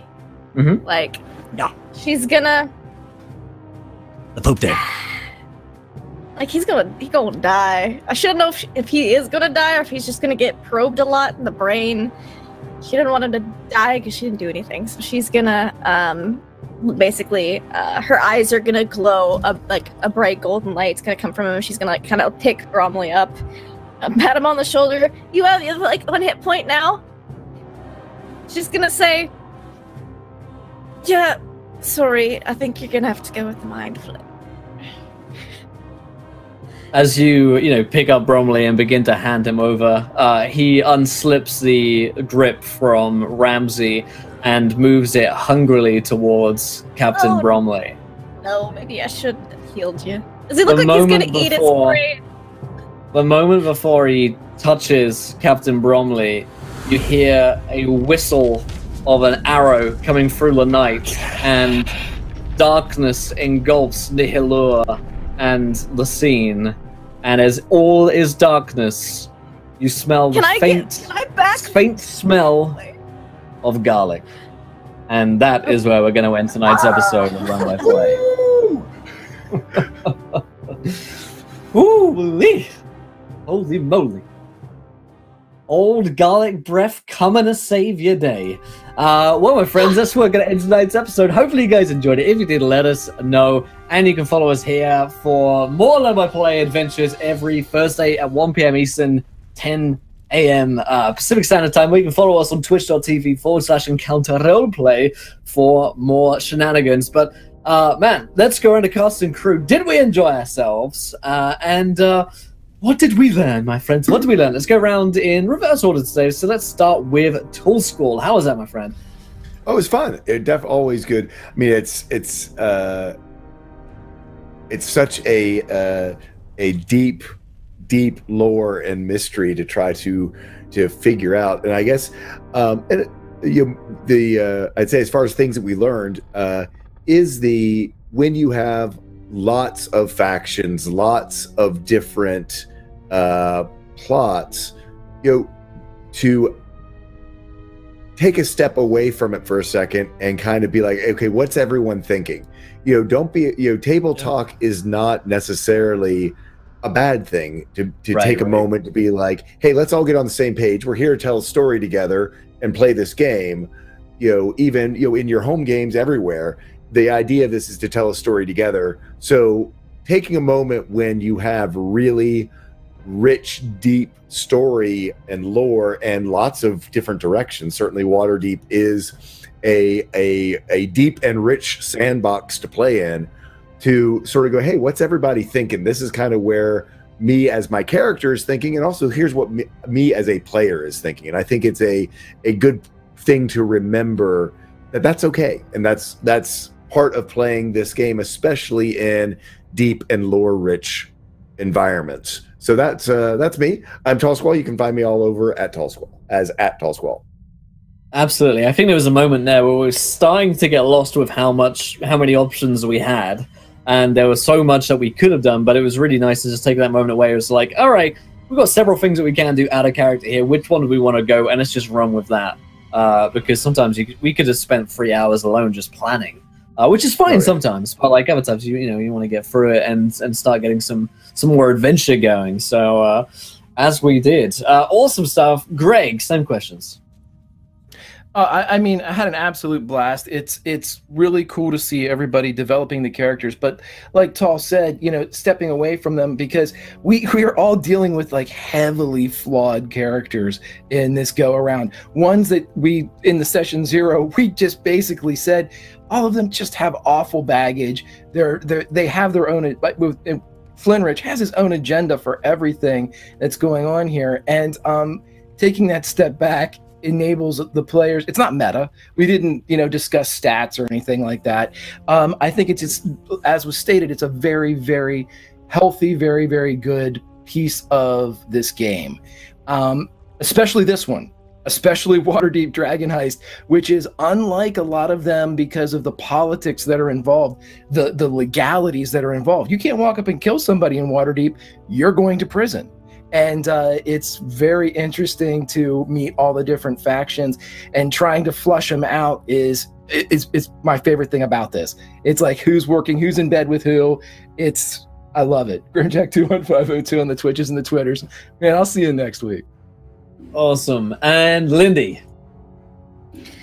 Oh my gosh, I was like, this is so bad. Why am I throwing a dagger at a mind flayer? I'm like, Drexel doesn't want Bromley to get taken away. So sometimes you have to do things you don't want to do, but in character, your character would totally do that thing. Just like I also didn't want to jump down in front of the hungry mind flayer and be like, here, have some hit points, Brom. But she's got a good little heart somewhere deep down in her, and she didn't want you to die bleeding out on the street. At least give you somewhat of a fighting chance. But oh my goodness, that was so intense. And I had some ideas, but Drexel's like the kid in this game. I'm pretty sure she's definitely the youngest. Well, this may not be Ramsey's world. Drexel's like, I'm just here to punch things. Like, point me in the direction of something that needs their face kicked in. I got that. Oh, this is a lot. So kidnapping Michael, she's like, I could do this. Let's do this. I got this. I loved it. I can't wait to see what we're gonna do now that Michael's dead. We're not getting the 1,000,000 gold pieces. We're gonna have to act fast. It's gonna be real interesting. Whatever we're gonna do, we have to do it quick. But yeah, you can just find me online, Laugh Love Lindy, where I'm gonna be waiting in anticipation for next week, because I gotta know what happens. Awesome, great stuff. Oh yeah. And Myth. Man, oh man, what an episode. I really loved it. There's not a part of it that I didn't like. It was really great, especially the ending. The entire scene with Ramsey and the Mind Flayer sitting across the table from Michael was really awesome. And what was really cool about it was Ramsey wasn't really lying until the last bit. So the Mind Flayer didn't need to interject or say anything, because everything that she was saying was the truth, which is really cool. I think what I learned in this game is this party, as though they may be, their characters may not be so loyal to one another, but the players really are. I was definitely like, take the money, leave me. But it was I thought really awesome. I'm excited to see where we go from here. I'm excited to see how Brom takes the compliment of a knife being thrown at a mind flayer for him. Yeah, it was just really cool, exactly what Tall Squall said, taking a minute to just step back, because we could have role played all of our options in character, arbitrary, talking, RPing around the options for hours, and it was good to just be like, listen, let's just hold on and go out of character for a bit, and just and really discuss what to do, and also take risks, sacrifice characters to get things done if you need to. I was, as much as I love Bromley, and we haven't shown a lot of Bromley, I was very much like, all right, let's kill him. I don't care. Whatever happens, and I'll just roll a new character, whatever. Yeah, you're probably not. The mind flayers. But yeah, I mean, it was yeah, and that's something too. Like, yeah, I don't think Bromley would ever want you guys to die trying to get him to, especially because he's all about gold. If it's to get you guys money, he'll be like, yeah, okay, yeah, definitely. Anyway, name's Mythomatic. Thank you so much. You can follow me on Twitter. You can follow me on Twitch. It's wonderful playing with all of you. It's always such an honor, and it's an honor to be here on the channel and to have you guys watching. And I hope you guys learned something. You could tweet at me and let me know how you like the show. And yeah, thank you. Fantastic stuff. And last but not least, Sid. Yeah, I have mixed feelings, honestly. Like, I feel like, I don't know, I hate the feeling that, like, nothing I do is gonna work, and I'm very much like, I know that this is like my I don't know what to call it, like, problem player thing. Like, the one thing that I do wrong that makes me a crappy player is, like, a lot of times if I feel like backed into a corner, or like, oh god, everything I'm doing is messing up, like everything I say, it just makes it worse. I'm like, I don't even want to just kill me then. I don't know, everything I do fails. And so, like, I get very easily, like, sucked out of it, because I'm like, oh, every time I try to play the game, I can make the game worse. So, like, I'm which is something that I need to learn how to get better at. And so if we're going to open it up, and anybody has tips on this, because I know that I am bad at this, and let's talk about that. Because, like, I think I think everybody has things that they're like, I need to work on that. Like, when you're playing a game, that's my thing that I need to work on. Is that, like, a lot of times I just feel I'm so frustrated and I feel so defeated that I'm like, I'm not even, like, here anymore. Like, I'm confused and I'm mad. And I don't know what's going on. We got 5 minutes. We can chat about it if anyone has any ideas. Or what's weigh in on something? What was the point? What was the point where it was like, what took you out of it? Well, okay, so first of all, I talk about this, like, all the time, but, like, I have, like, ADHD, and so sometimes whenever I get, like, me too. Whenever I get, like, really distracted, or, like, if I get confused, I'm like, overwhelmed, and, like, all this stuff is happening, like, my brain, and I have to, like, I don't know, it just, like, takes me out of it completely. And then, like, I'm completely lost as well. And so then I try to come back in. And so that's why, first of all, I really like what we've all been talking about, is how I loved that we, like, came together and we were like, let's straighten this out. Because your girl was like, I checked out for, like, 1 minute and came back, and I was like, oh my god, I'm sweating. I don't know what's going on. So many things going on, yeah. Yeah, like, so many things going on, like, is so overwhelming. So that's another reason why it's such a good idea to have those out of character, like, okay, reconvene 5 bullet points of what just happened for your girls and your boys and your non-binary friends that cannot pay attention in the game. Some people need help, like me. But, like, I guess, like, I don't know, sometimes, like, I don't know, now I'm, like, talking in circles. I think this is another problem that I have, but like, what takes me out of it is, I'm like, there with you. when like plan after plan that like was so mentally challenging for me to come up with because I was having so much trouble paying attention falls apart, I get like super discouraged.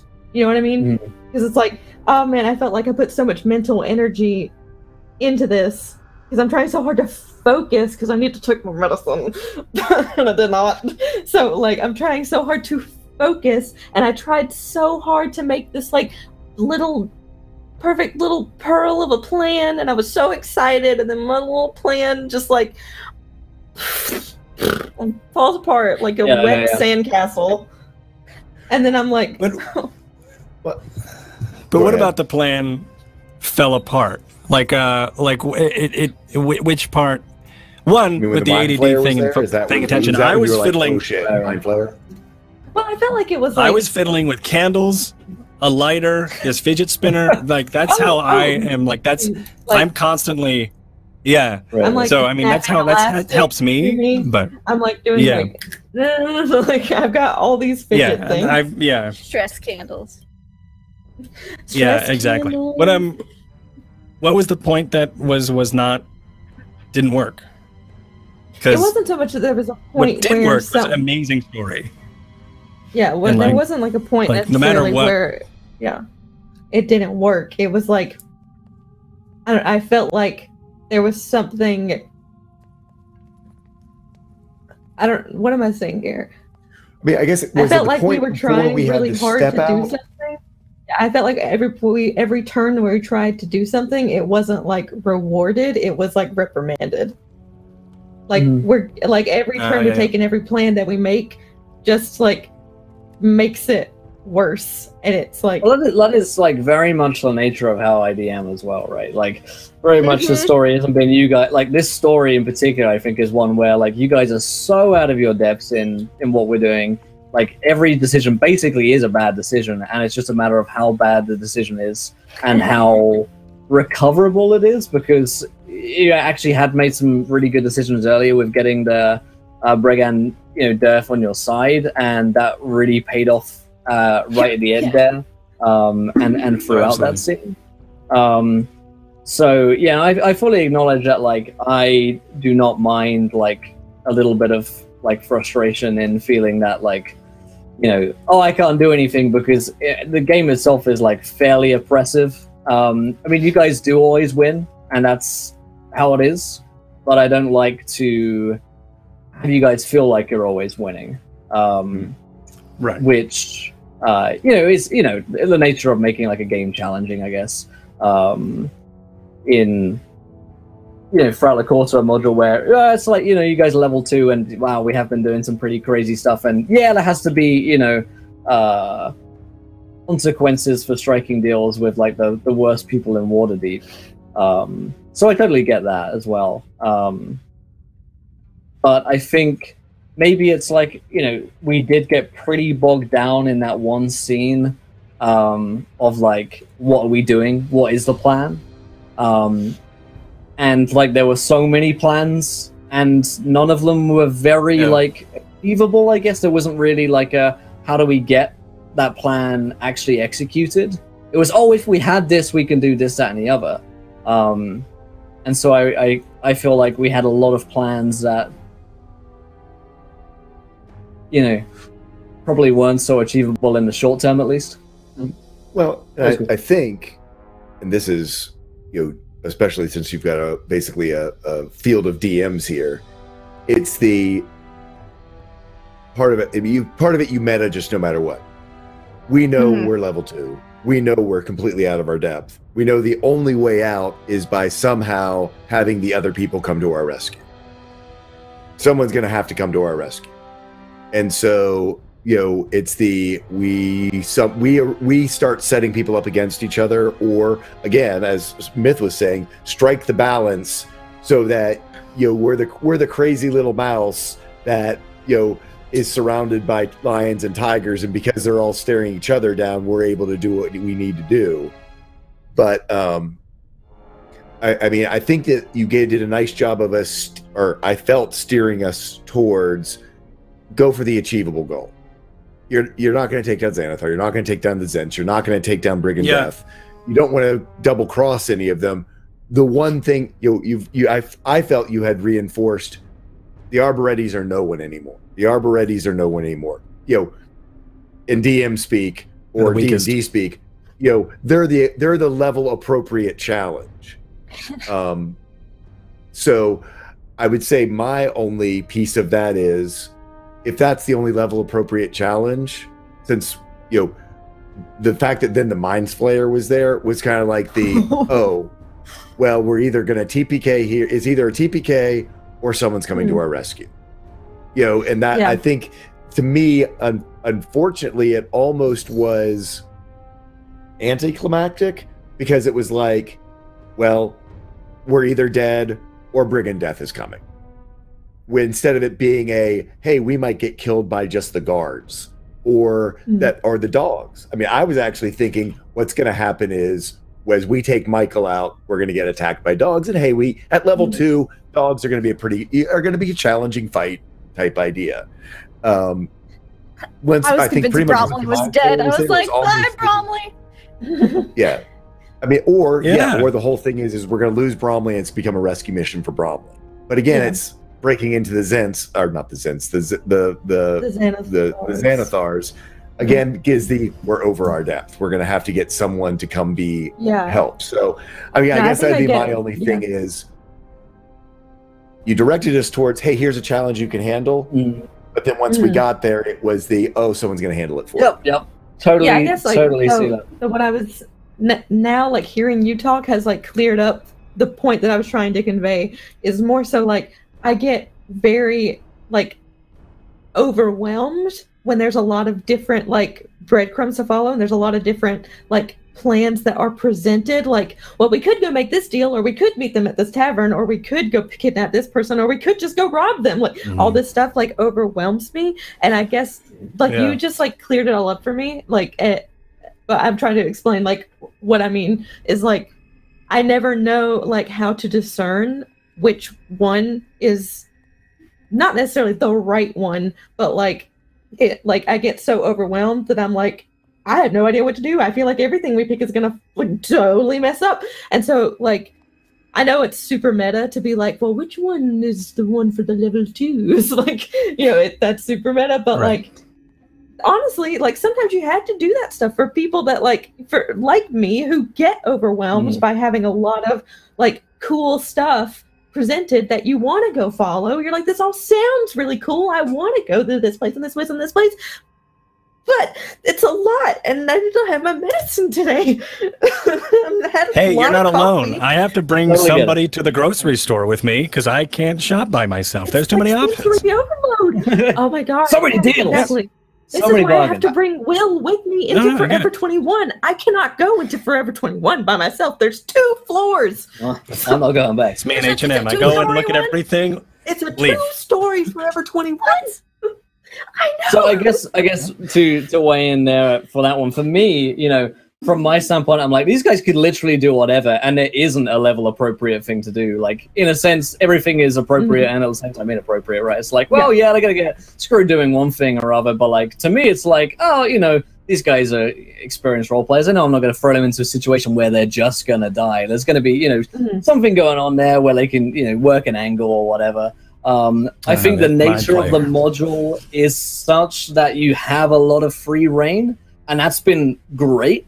Worked really well in the first like 4 episodes, and I think today particularly, where it was very sandbox, and we have a group of players who, when we get role playing, you create 10 times more options than I've even thought of. So I give you like, oh, here's like 1, 2, 3 things that I think they might do. And I'm like, these are all like appropriate things. And sure, maybe I'll go and do these things. And then you guys like, but what is this, that, and the other, and that thing? And I'm like, oh, yeah, I guess, right? Like, because that's that's the group that we have. Is like, we sit down for 10 minutes, and then there are 20 different more options on the table.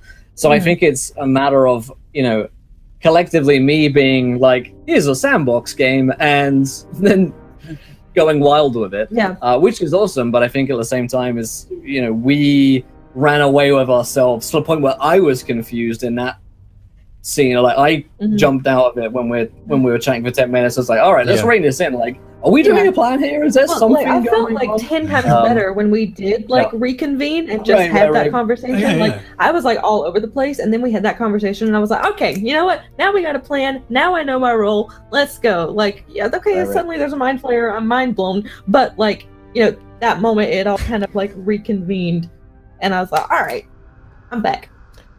You know what? And then you killed it. I think too that that's the responsibility of fellow players as well. Is whenever you feel overwhelmed, or more particularly when you notice that with your fellow players, check in behind the scenes. Just check in, and even if it's don't stop the flow if people are RPing or anything. You see that on every streamed show. You'll probably see that at every single table where a group of friends sit down to do this game. And that's on everybody. Not Will. Will's running on, he's got the puppet master, but all the players, that's our responsibility too, to make sure that everyone there is okay, and that they're, if they have questions or if they just need to touch base. I know myself included, when I got my ass ripped by Weird Bottle, I'm like, man, I really screwed that one up. We need to feel bad.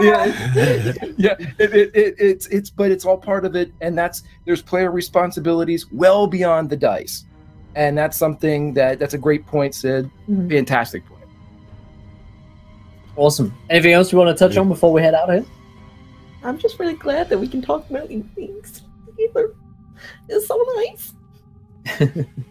There you go. Chat after the game. It's useful. Cool. Well, we'll be back next week for episode 6. Is this 5? I don't know. It's been a certain amount of weeks. Less than 10 is the next episode that you'll be watching here. 10 a.m. PST, 1 p.m. Eastern every Thursday. We'll see you guys next time. Until then, try not to throw too many nat ones. We want to be here laughing when you do. Good night, everybody. Bye.